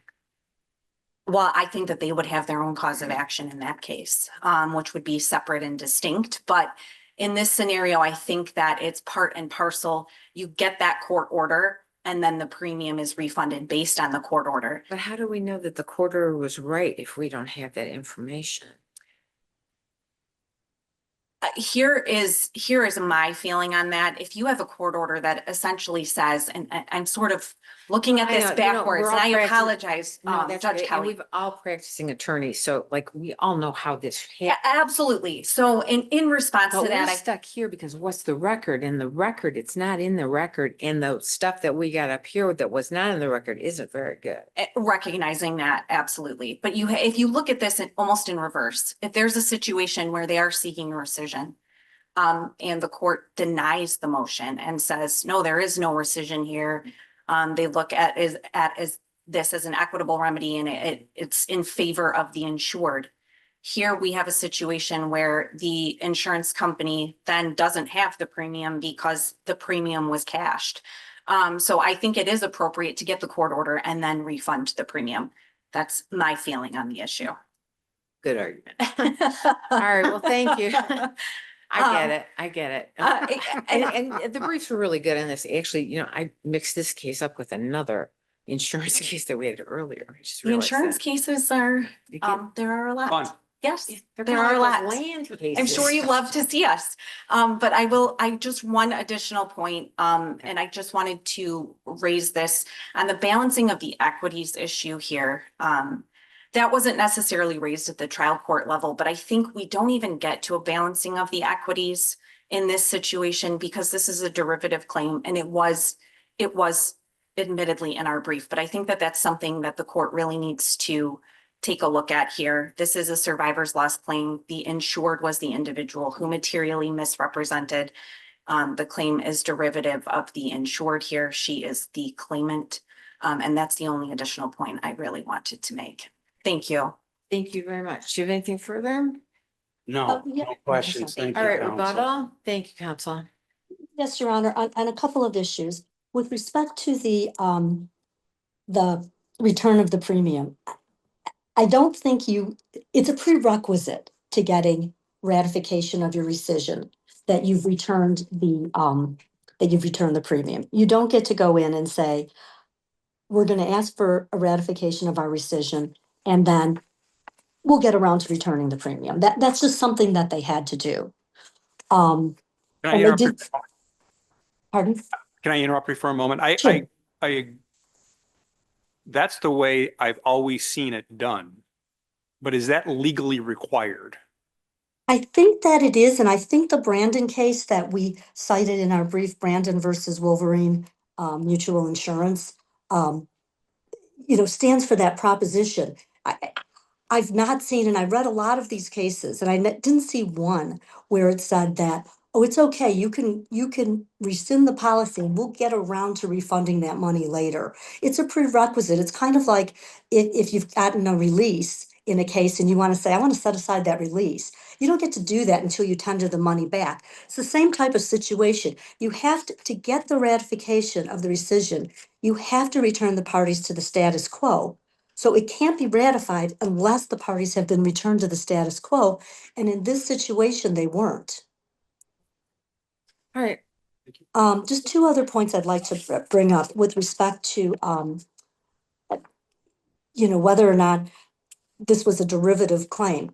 I don't think so. The cases the defendant relies on were all decided prior to November 1st, 1990, which is, of course, we know that kind of like the date of demarcation pursuant to MCR 7.215J. More Counsel, I'm recent, going to interrupt you because this is not your fault. This is our fault. But this court has kind of undergone I don't know if you would call it a transformation, or we seemingly now, I believe we initially said to lawyers, anything before 1990, we're not going to look at it. Then we said, well, it can still be persuasive, but we don't have to look at it. Then we said, well, unless you complain about it, it's still good law. So I think that's where we are right now, but I'm not sure. And again, not your fault, completely our fault. And I wanted to use the opportunity to apologize, not just to you, but to the bar. We have not been consistent on that issue at all. Your Honor, I appreciate that. And I think actually, I point that out, but I don't think it's dispositive on this issue because I think recent cases, the Pioneer versus Wright case, and then again, I know I can't pronounce this, a Sovka case. Both of those had very similar factual situations where a family member was seeking PIP benefits. The insured was alleged to have committed fraud on the application. And the court held in both of those cases, and in subsequent cases too, subsequent to Pioneer, that the party seeking, the family member seeking PIP benefits was an innocent third party. It wasn't a derivative claim. So I think that those recent cases, which have kind of addressed this head on, like I said, both the Pioneer case and the Isovka case are very, very similar factually. And in both of those cases, the court recognized that the family member seeking the PIP benefits was an innocent third party. I'd also just kind of want to point out that, one other thing that I think the trial court made a mistake on is that the issue of the signature on the application, because I believe it was the Bronson Healthcare case that we cited in our brief, said if you just have a typed name, that is insufficient to say that that document was signed by the person who allegedly signed it. And I know the defendants brought up the Uniform Electronic Transaction Act, but the Bronson Healthcare case specifically addressed that case and said, unless you have something showing the efficacy of a security procedure, a simple type name is insufficient to attribute signature to the person alleged to have signed something. So we have that issue too, and I think the trial court was mistaken when it disregarded that argument. So for those reasons and the reasons we set forth in our brief, we're asking you to reverse and remand this to the court. Thank you very much. Any further questions? No, I just have Yes. one thing, and you're going to kill me, but I'm going to say it anyway. I think it's very fitting, Judge Kelly, that one of the last cases you hear is being argued not just by two women lawyers who you have advocated very eloquently on behalf of, but two very outstanding female lawyers. I very much see in them your legacy. Thank you very much. Thank you, Judge, and good luck to you, Judge Kelly. Thank you. I'm excited. Okay, thank you. We're gonna take a 5-minute break Thank you. because he wasn't allowed. Thank you.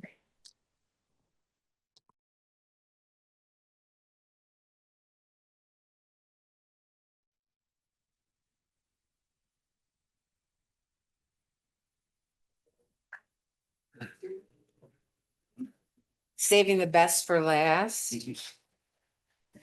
Our number 11 on the docket, case number 373-235, Newton versus McLaren Fort Farron. Good afternoon, Your Honor. May it please the court, John Malone. I rise this afternoon on behalf of the plaintiff appellant in this case, the estate of Paul Newton. I'm sure, having sat through all of your prior arguments and knowing the detail with which you had in your heads about the cases that you were listening to, that this one is probably no different. I won't belabor the points made in the briefing. I will try to focus on some very critical issues for the court, however. Obviously, this case turns on the proper interpretation and application of the Michigan Pandemic Healthcare Immunity Act. Let me ask you this, so I 6911475. just get ready. Absolutely. Can you tell I have all these questions? All right, so first of all, like, is this very similar to like governmental immunity? For in civil cases, like it has to be decided as a question of law, even though there might be factual disputes before that have to be reached before the rule of law is ruled on. The cases that have come up before Yeah, I know. this court do not give a consistent answer to that question. There's an indication that it should be handled under C7. Right, well, As would that's the typically be the immunity. case for Sure. immunity. However, there are instances where this court has taken up a record under C8. This motion was brought, I believe, under C7 and C10. Well, C10, look, can we just forget about C10 for a minute? We're talking about immunity. It's a statutory immunity that the legislature, passed Yes. because of the pandemic. Yes, Ron. And it's remedial, so it has to be liberally construed, right? Well, Your Honor, the opinion of this court interpreting the statute, to the extent that it's liberally construed, there's still a floor to how, or a ceiling to how far that No, liberal construction can go. And I think Skipper Baines was quite clear that the intent of the legislature wasn't unlimited immunity. So regardless of how far the statute is being interpreted in favor of a grant of immunity, there are still inherent limitations in the language of the statute, which was the intention of the legislature. Okay, so all right, but that gets me back to my other, the legislature passed it in response to a pandemic. Right, to provide immunity for personnel that were providing medical reasons because hospitals were overwhelmed, okay? Right? Well, they passed it to protect medical personnel, right? They passed it to provide immunity specifically in instances where healthcare services were being provided in Okay. support of the state's So- pandemic response, and an injury occurred by reason of those services being provided. Now, what happens if there's a factual dispute? Can you send it back down that the court would have an evidentiary hearing? Would they have to wait until discovery was done? If the court wasn't certain that it could be ruled on as a question of law, could that be a special jury instruction that would be set? Because let me tell you where I'm coming from. This is so reminiscent of when they said that governmental immunity can be appealed right away, even though there's a factual dispute, and it was a mess. Understood. Right? This feels like that again.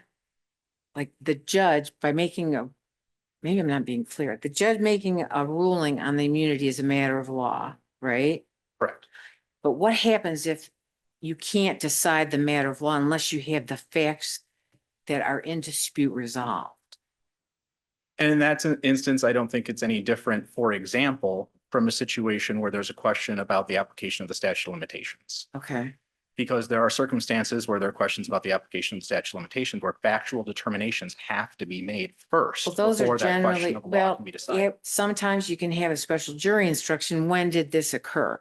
I mean, so you can get that ruling of law after a factual determination has been made by either the judge or the jury.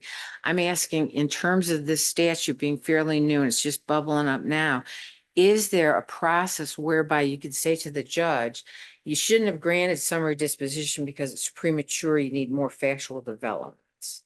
Is that a process that can be employed under this immunity statute if it's brought under C7? That process that you're alluding to is not in the language of the statute. Well, it wasn't in the governmental immunity statute either, but that's what we did. So is this one of those circumstances that can't be ruled on if there's factual issues in dispute? Yes, I think there are Okay. going to be circumstances, and I think that's been recognized, including by this court in Skipper Baines, that there are going to be cases that fall so far into the gray. The gray. This is not one of those cases, Well, mind you, and I'm we can not- talk I'm not- about why it's I'm not. talking just like procedurally in terms of the jurisprudence of the state. If somebody brings a motion for under C7 on this statute, does the court have to make the determination right then? Can it be referred to after discovery, or do they have to decide it right then and there? I think it would be properly done after discovery, or at a minimum after an evidentiary hearing, fully outlining the factual issues making this determination. However, again, there's no mechanism in place to accomplish that. That's not what occurred in this case. The parties were given the opportunity to provide evidence briefing to the court to substantiate their What argument. she's asking you. Yeah, I know. I really clearly not communicating well. What Go she's ahead. asking you is, should there be such a procedure? If there is. Absolutely. I don't think that it's possible to make these determinations absent that procedure, given how the statute is written. What important factual issues are in dispute?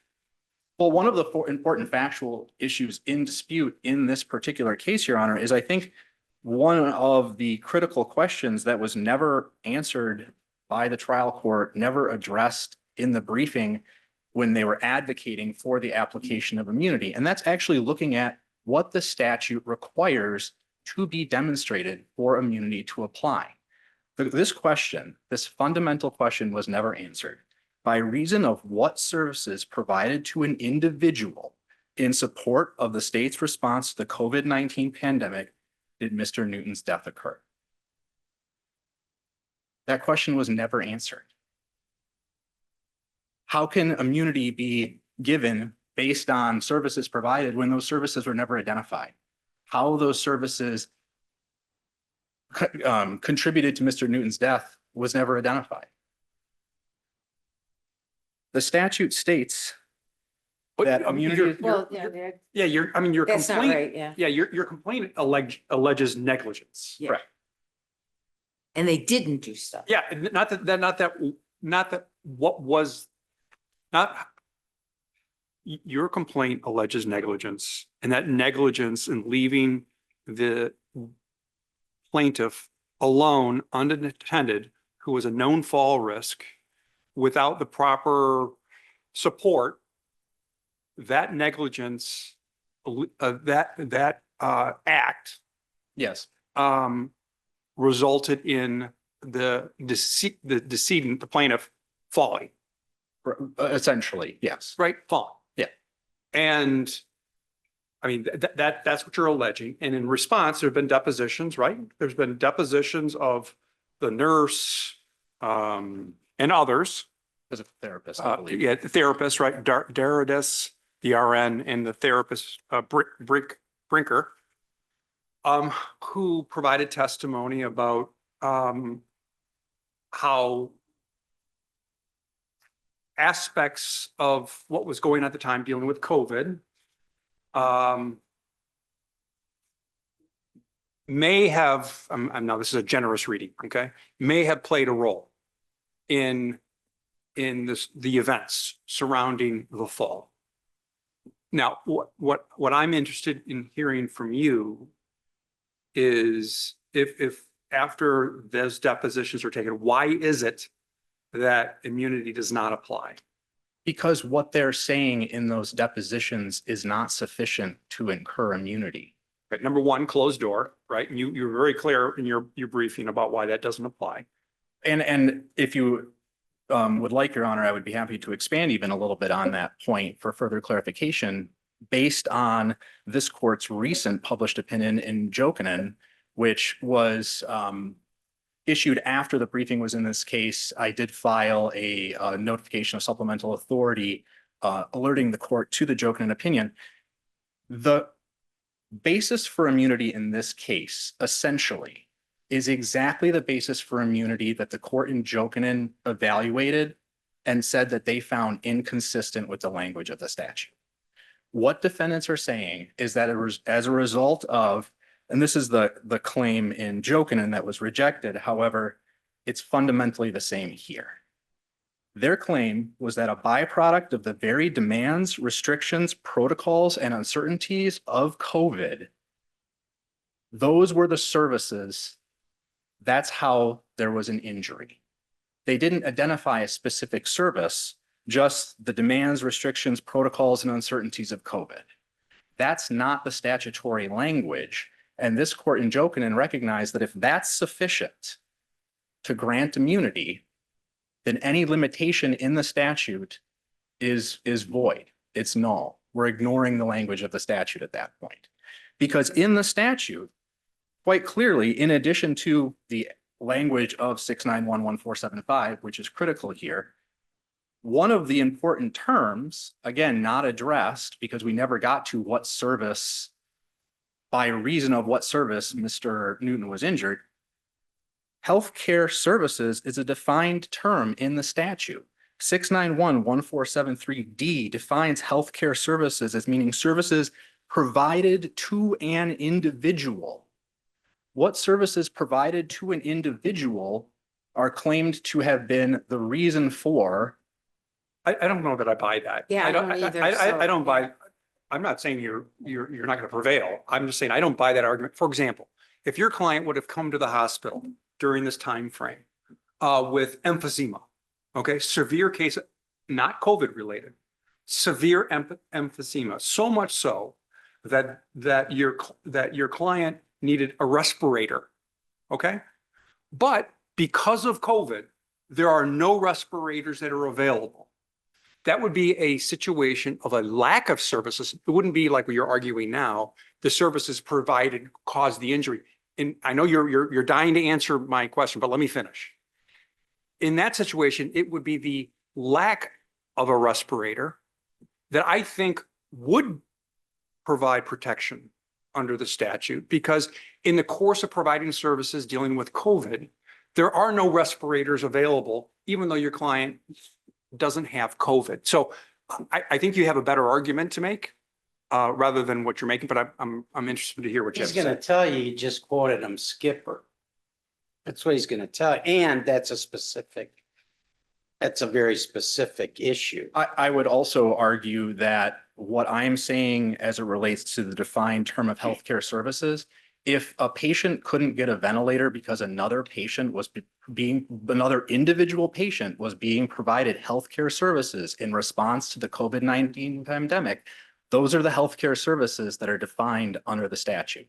You agree in that situation that the hospital and its employees would enjoy immunity? Because putting someone on a ventilator is a provision of healthcare services. However, this court recognized in Jokinen that there's a difference between providing healthcare services and having policies, procedures, et cetera, that apply across the board. Those things are not the provision of services. Saying everyone needs to have their doors closed isn't the provision of services. It's not the provision of services. to Wow, I any tell you, individual. I was really much more on your side Yeah, before you started arguing. Here's what so turning to this case. Yeah, this isn't a good argument. Well, I'm sorry, but turning to this case, your client was a known fall risk. It was identified as a known fall risk. Yes. Given medication, I'm reading off your complaint, given medication that may or may not have, let me see what language you use, 3 separate medications which are known to be associated with falls, including a medication that I'm not familiar with.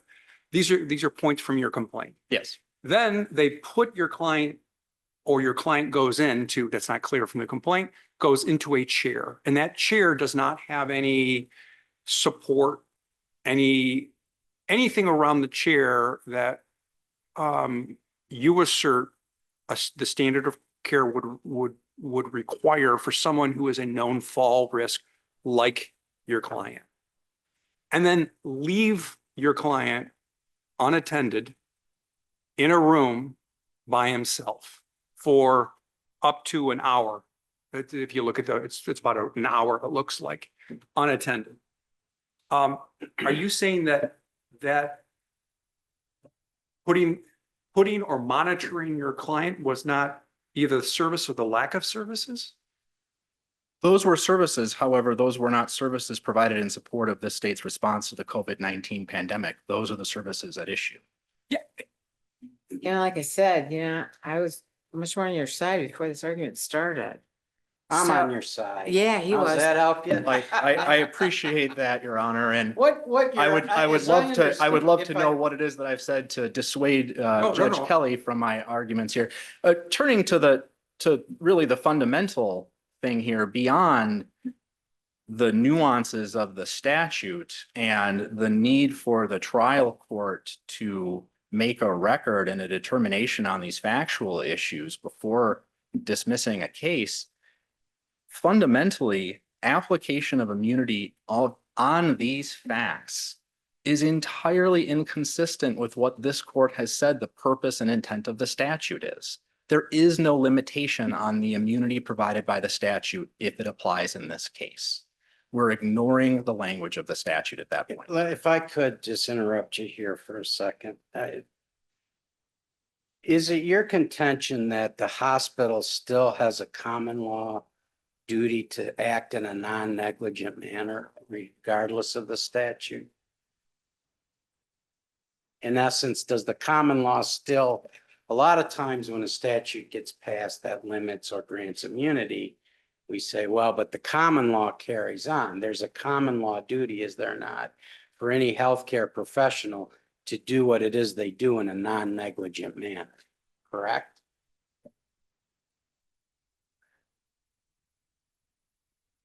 There is a common law duty. However, from a malpractice standpoint, which this case was brought as a malpractice case,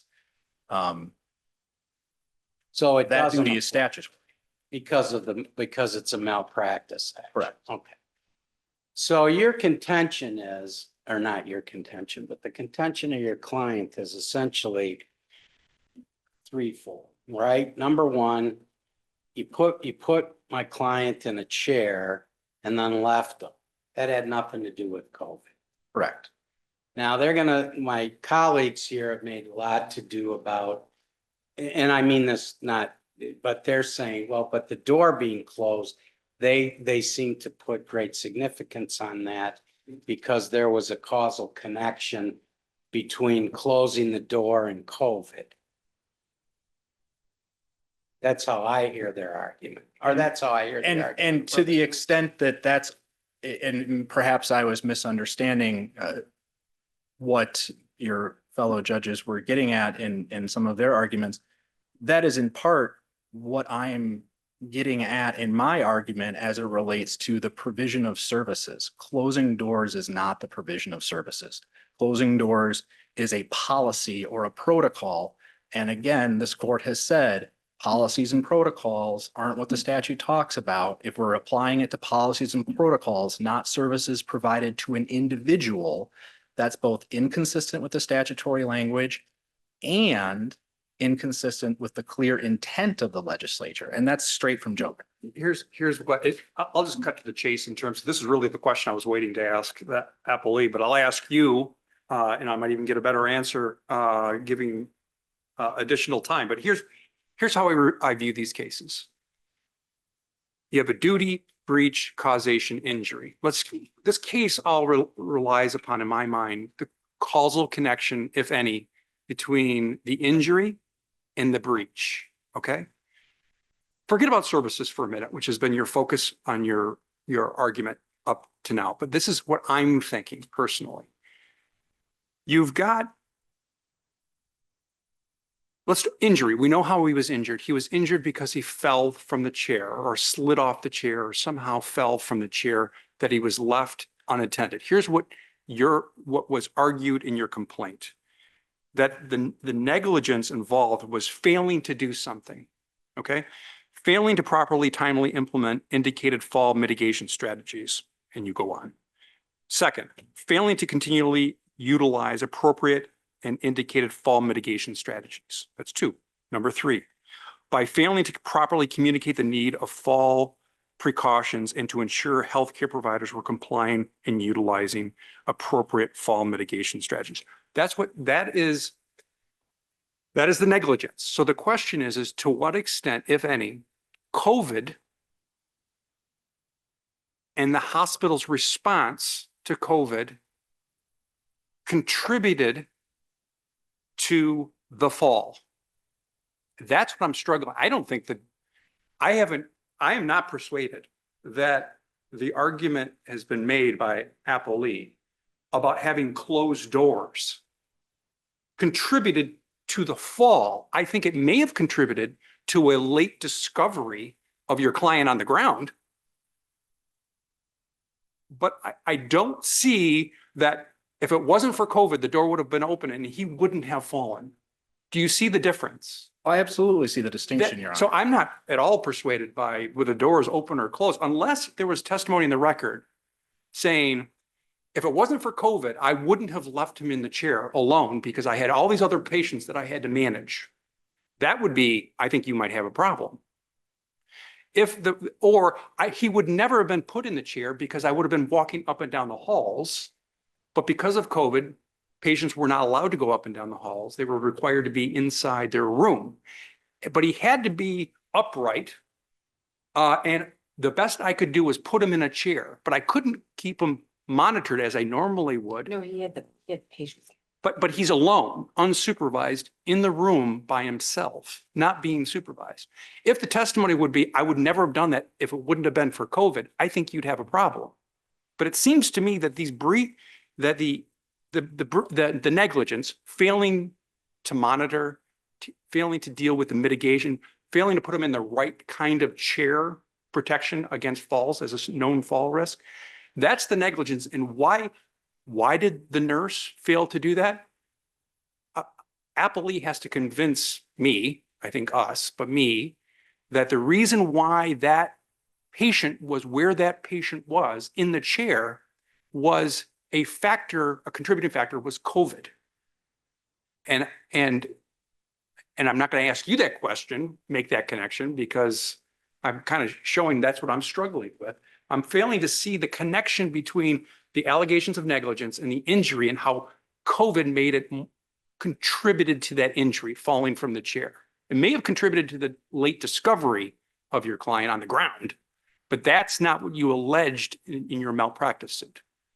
And I agree with that. And I would also agree that there was no connection and no connection was established in the trial court. That's why I've been frustrated. It's the last day, it's the last case of the call. I've been frustrated because you've been focusing on whether this constitutes service. And one of the reasons for that, Your Honor, although I certainly appreciate, understand, and adopt the points that you're making, one of the issues with that is both how this was handled in the trial court. None of those things were addressed. Ostensibly, immunity was granted simply because COVID was being treated in the hospital and therefore they had to do things to respond to COVID. There was no connection drawn between any specific allegation made in the complaint and how COVID resulted in immunity in this instance. And so No, none they of that said the analysis desk was unmonitored. When he pressed the button for the call button for help, the desk wasn't monitored and no one could see it because the door was closed. And they weren't there because one of them went to lunch and the other one left the station, right? Because they were short-staffed on COVID, not why he was put in the chair because he was in the hospital and they had to do his PT in the room too. Right, so he was put in the chair, but he had the call button. He was on the floor for almost a half an hour or something, wasn't he? It was an extended period of Yeah, time. and it's certainly. buzzing and stuff like And- that, and and- nobody was there to hear the buzzer, and nobody who walked by looked in because the door was closed. And to the extent that the door being closed had anything to do with anything, that was really that if there was a delay in responding, if the door being closed had anything to do with anything, potentially, as you alluded to, Judge Cameron, maybe it had something to do with that. It didn't have anything to do with the fall occurring Which initially. I guess goes back to my original question. Is this one of those cases where you really have to have more factual development while the Court of Appeals is busy deciding how this statute applies to various different scenarios? Or can there be like a hearing on specifically the COVID impact? Or is that a question that could be a special interrogatory toward a jury to determine that immunity? Or does it have to be done on a C7 motion right away? I think that given the hard to prescribe a remedy for every case because of the factual nuances of every case. However, in most cases, well, oftentimes the factual complexity of these cases, especially in cases, for example, where the individual didn't present for treatment for COVID and then suffer injuries while receiving treatment for COVID. Well, yeah, but You know, getting away from those well, there's cases. a lot of cases that you can do a summary disposition, you know. Right, I'm there- saying there's this gonna be some one, nuances. there's a difference of opinion on potentially, and is this something that needs more further factual development, or is it the record solid as it is? No, it requires further factual development in this case and in most similar cases. And ultimately, those facts should be determined by a jury. All right, that sounds good. I think we're all That's a good going place to around in end that circles, argument. yeah. So you know what you're coming up here for. We don't want to really hear about services. Go ahead. Jared Trust on behalf of the appellee McLaren Port Huron. Judge, after you. Is this too early to decide the governmental immunity? No, there's Okay, not a why? factual dispute. And Well, there is a factual dispute because it's like, well, this is just what regularly happened because you're negligent. And the other side is like, well, this is happening because of COVID. so that's a determination as to facts. What we have in this case, though, is we have taken the deposition and completed the discovery of the family members who had the potential to be I saw present, it. but Yeah, were I not saw able it. to be Yeah, present, of course, yeah. due to COVID, and also the direct care providers involved in the care and treatment. There is no additional discovery that Nothing needs to more. be completed in terms of determining that there is a factual dispute that exists. And Judge, you made an excellent point that we have an Oh, individual. really? What? Yeah. Let's put that on the record. Yeah, what's, A good point. so I you made. think that the testimony of Dudas was sufficient when she says, and let me quote, I think that people weren't able to answer it, meaning the call. I think that there was so much going on with COVID that there wasn't anybody that was available to answer it right away. So many people in rooms with the door closed, but however, Dudas had previously testified. What's the requisite, what's the usual number of people that are on this ward? 4 to 6. How many people were on the ward at the time? 5. Your client was so understaffed, that Dudas was able to take a 2-hour lunch that day and leave this patient sitting there in a chair. No factual problem there, huh? This is set in stone because whatever Ms. Dudas thinks, that's the way it was. So we do not have an individual, or there's not been a requested deposition of an individual or deposition testimony that refutes that there was a staffing shortage, that there was She says she doesn't say there's a staffing shortage. She says, I think there was so much going on with the COVID that there wasn't anybody that was available. She doesn't know, she thinks. I don't know why if this were a malpractice case and that was the plaintiff's case, you would be standing here saying, Your Honor, that's pure conjecture and speculation. So focusing Would you in. not? No, and the reason No, why you is wouldn't. because Well, I'll focusing. put that down. too Okay, next perfect. time Thank you, you're in Judge. front of me.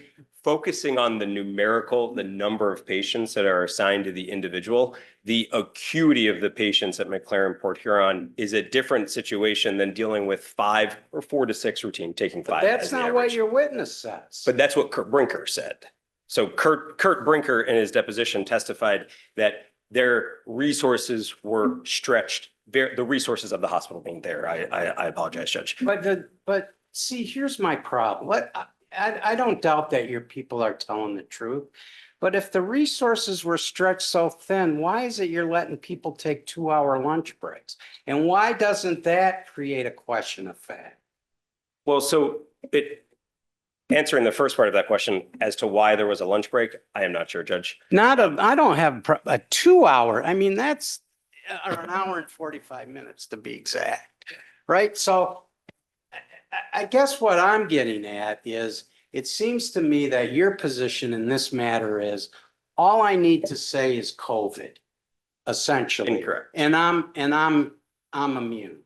Not at all. And so I train my people to say COVID because that gives me immunity. Even though the proof here, in my opinion, is this is Skipper to me.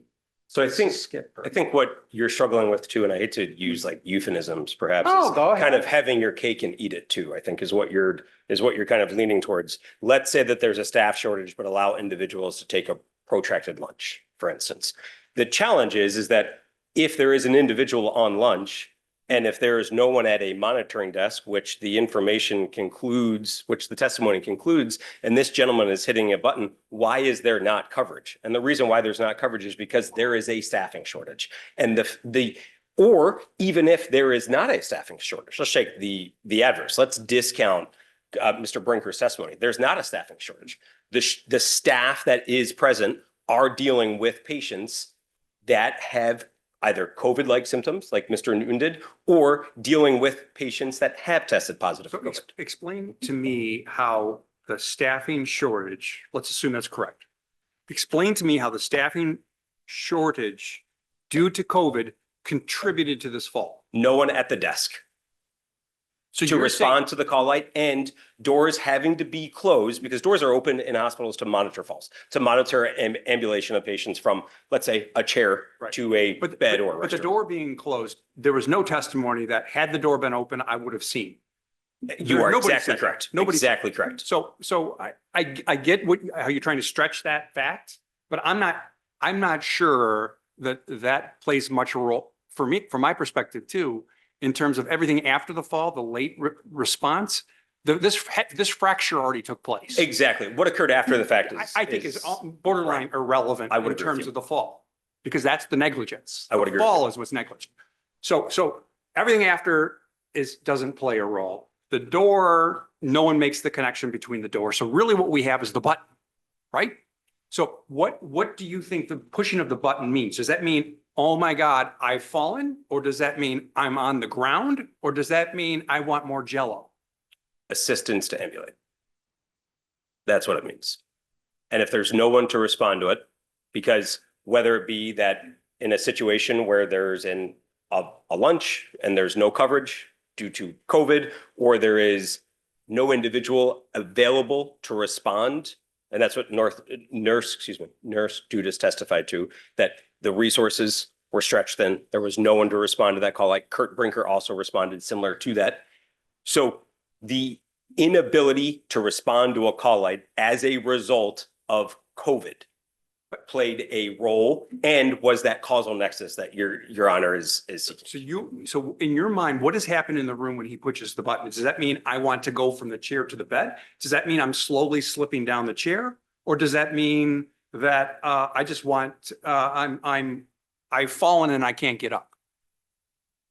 The challenge with answering that question is that he's not here to provide the response, but you're asking us to discern from that pushing the button a certain set of facts. So what are you asking us? What does that mean? That the assistance, the call light being pushed for assistance, what the patient was instructed to do, was depressed for assistance. As to what degree of assistance, whether he's sliding down the chair, whether he's up and realizing, my gosh, I need assistance, to whichever or Yeah. Whichever. Well, could I ask, Either of those options, yes. Judge. could it also be, I'm on the ground.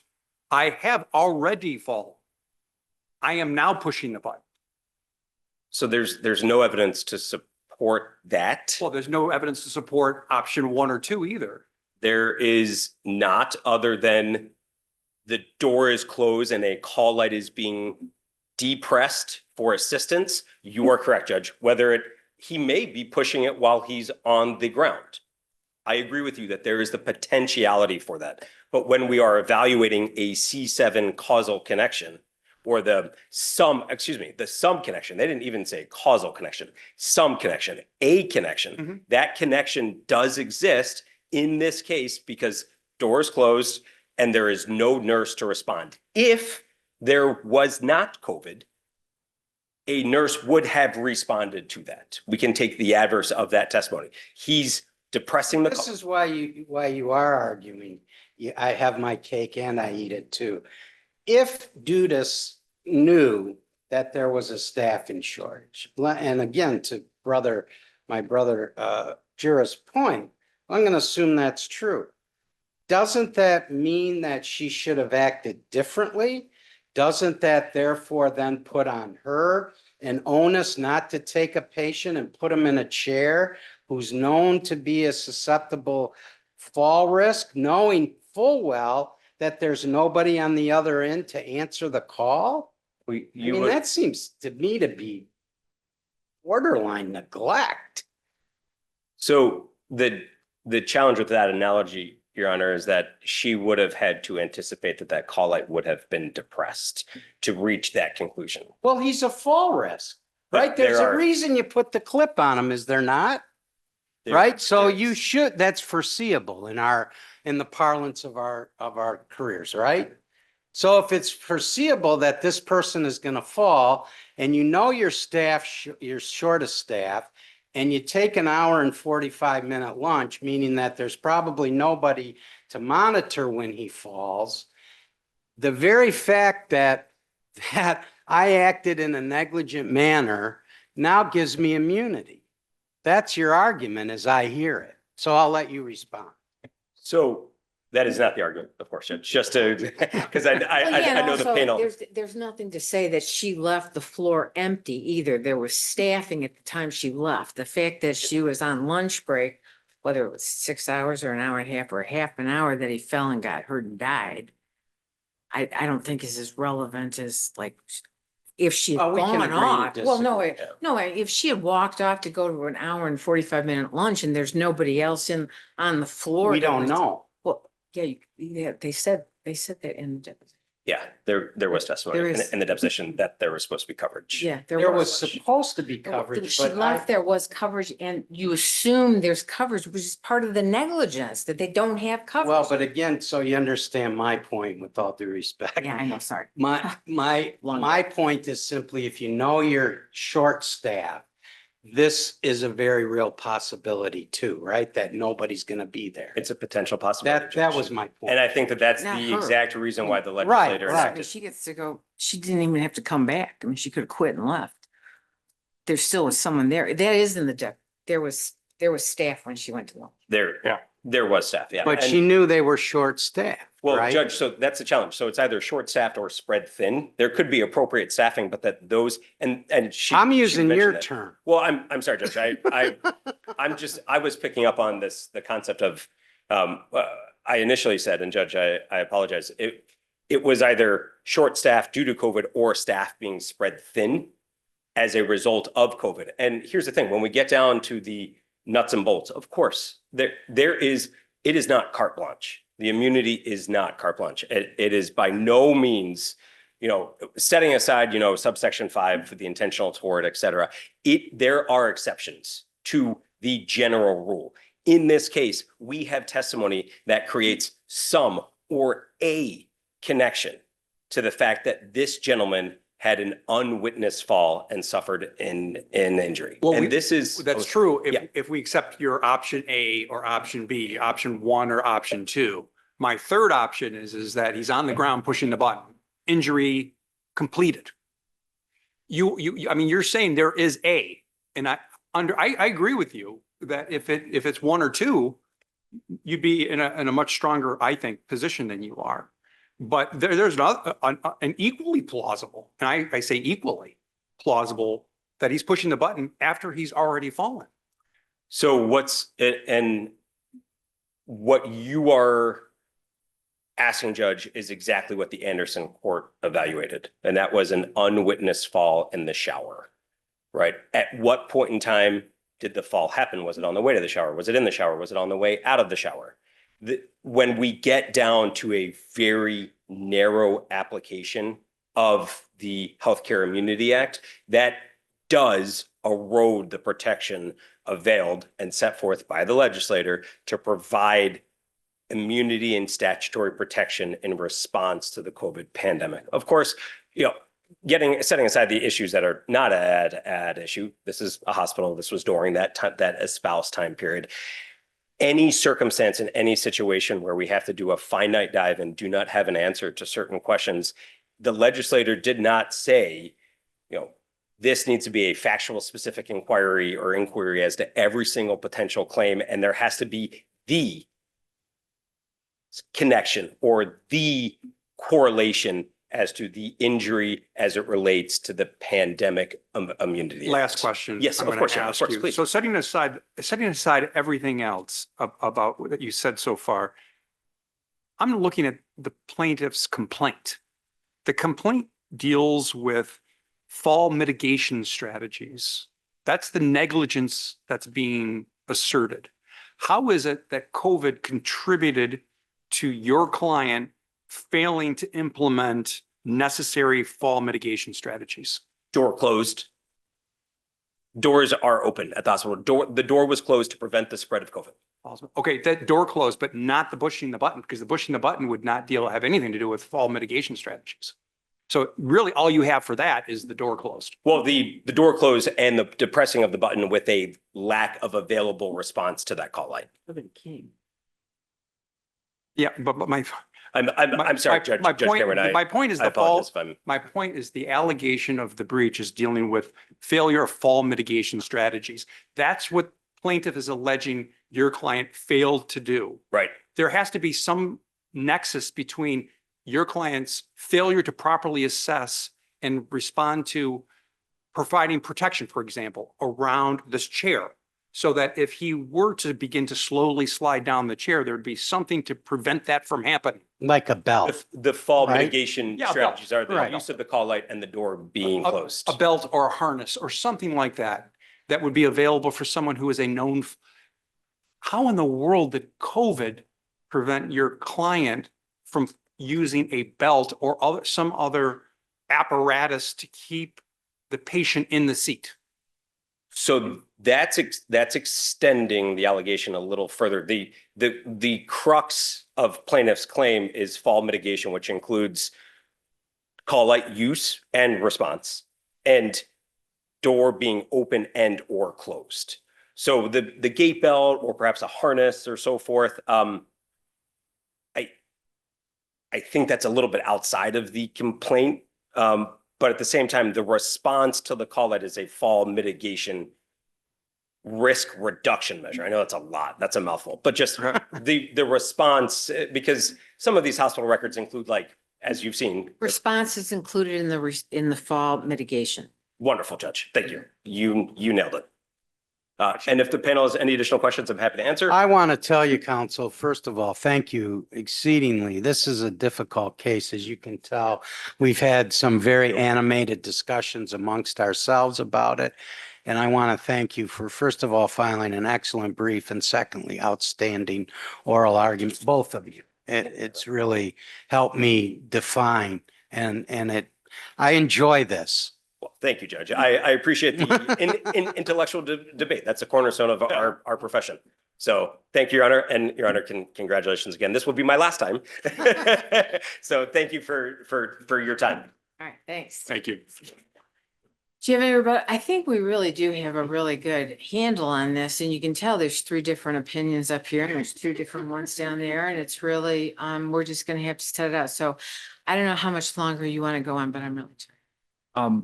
That just very briefly to address it. Lawyer briefly or real briefly? Yeah. Hopefully, real world briefly. Well, now we're But back in we'll the see how- lawyer how because far that was apart- 2-3 sentences to respond to a. Go ahead. And I've gone on now for minutes trying to say I'm going to be brief. First off, the testimony of the physical therapist, Brinker, did nothing to establish an impact that anything relating to COVID had specifically on Mr. Newton. His testimony was general about his perceived impact of COVID on the hospital.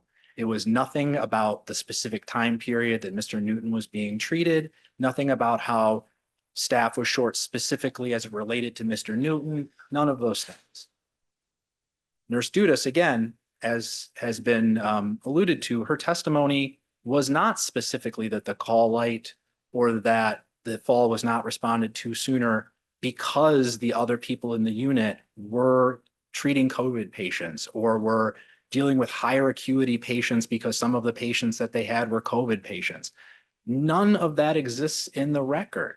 It's a supposition on her part as to why people may have taken longer to respond to the call light. But in contrast to that supposition, Okay. yeah, I mean, in contrast to that, we understand what the facts are. I mean, the Absolutely. facts are the facts, okay? Yes. A lot of this is going to be policy, like, because this is a new statute that's just bubbling up in this gray area is going to be cases like this that's going to define that gray area. So go ahead, just keep arguing. You're going lawyer Yeah. short. I mean, I think if understand- it was me, I would say, you know what, Judge Cameron, you totally encapsulated my argument. There's nothing in this record that demonstrates that COVID had any effect whatsoever on their failure to mitigate my client's fall risk. Unless the fall risk, well, I think we understand the case. I don't know how much more you want. We can sit here though forever. I'll leave And I'll it, tell you what, you can sit here. I'll leave it I'm with Judge done. Borello then, because I think that was well put. Thank you all Thank for you your time again. and attention to this. Thank you, Judge Kelly, for your years of service on the court. Thank you. Case will be submitted. Thank you. We stand Thank you. adjourned. Congratulations, Judge. Thank you. Congratulations.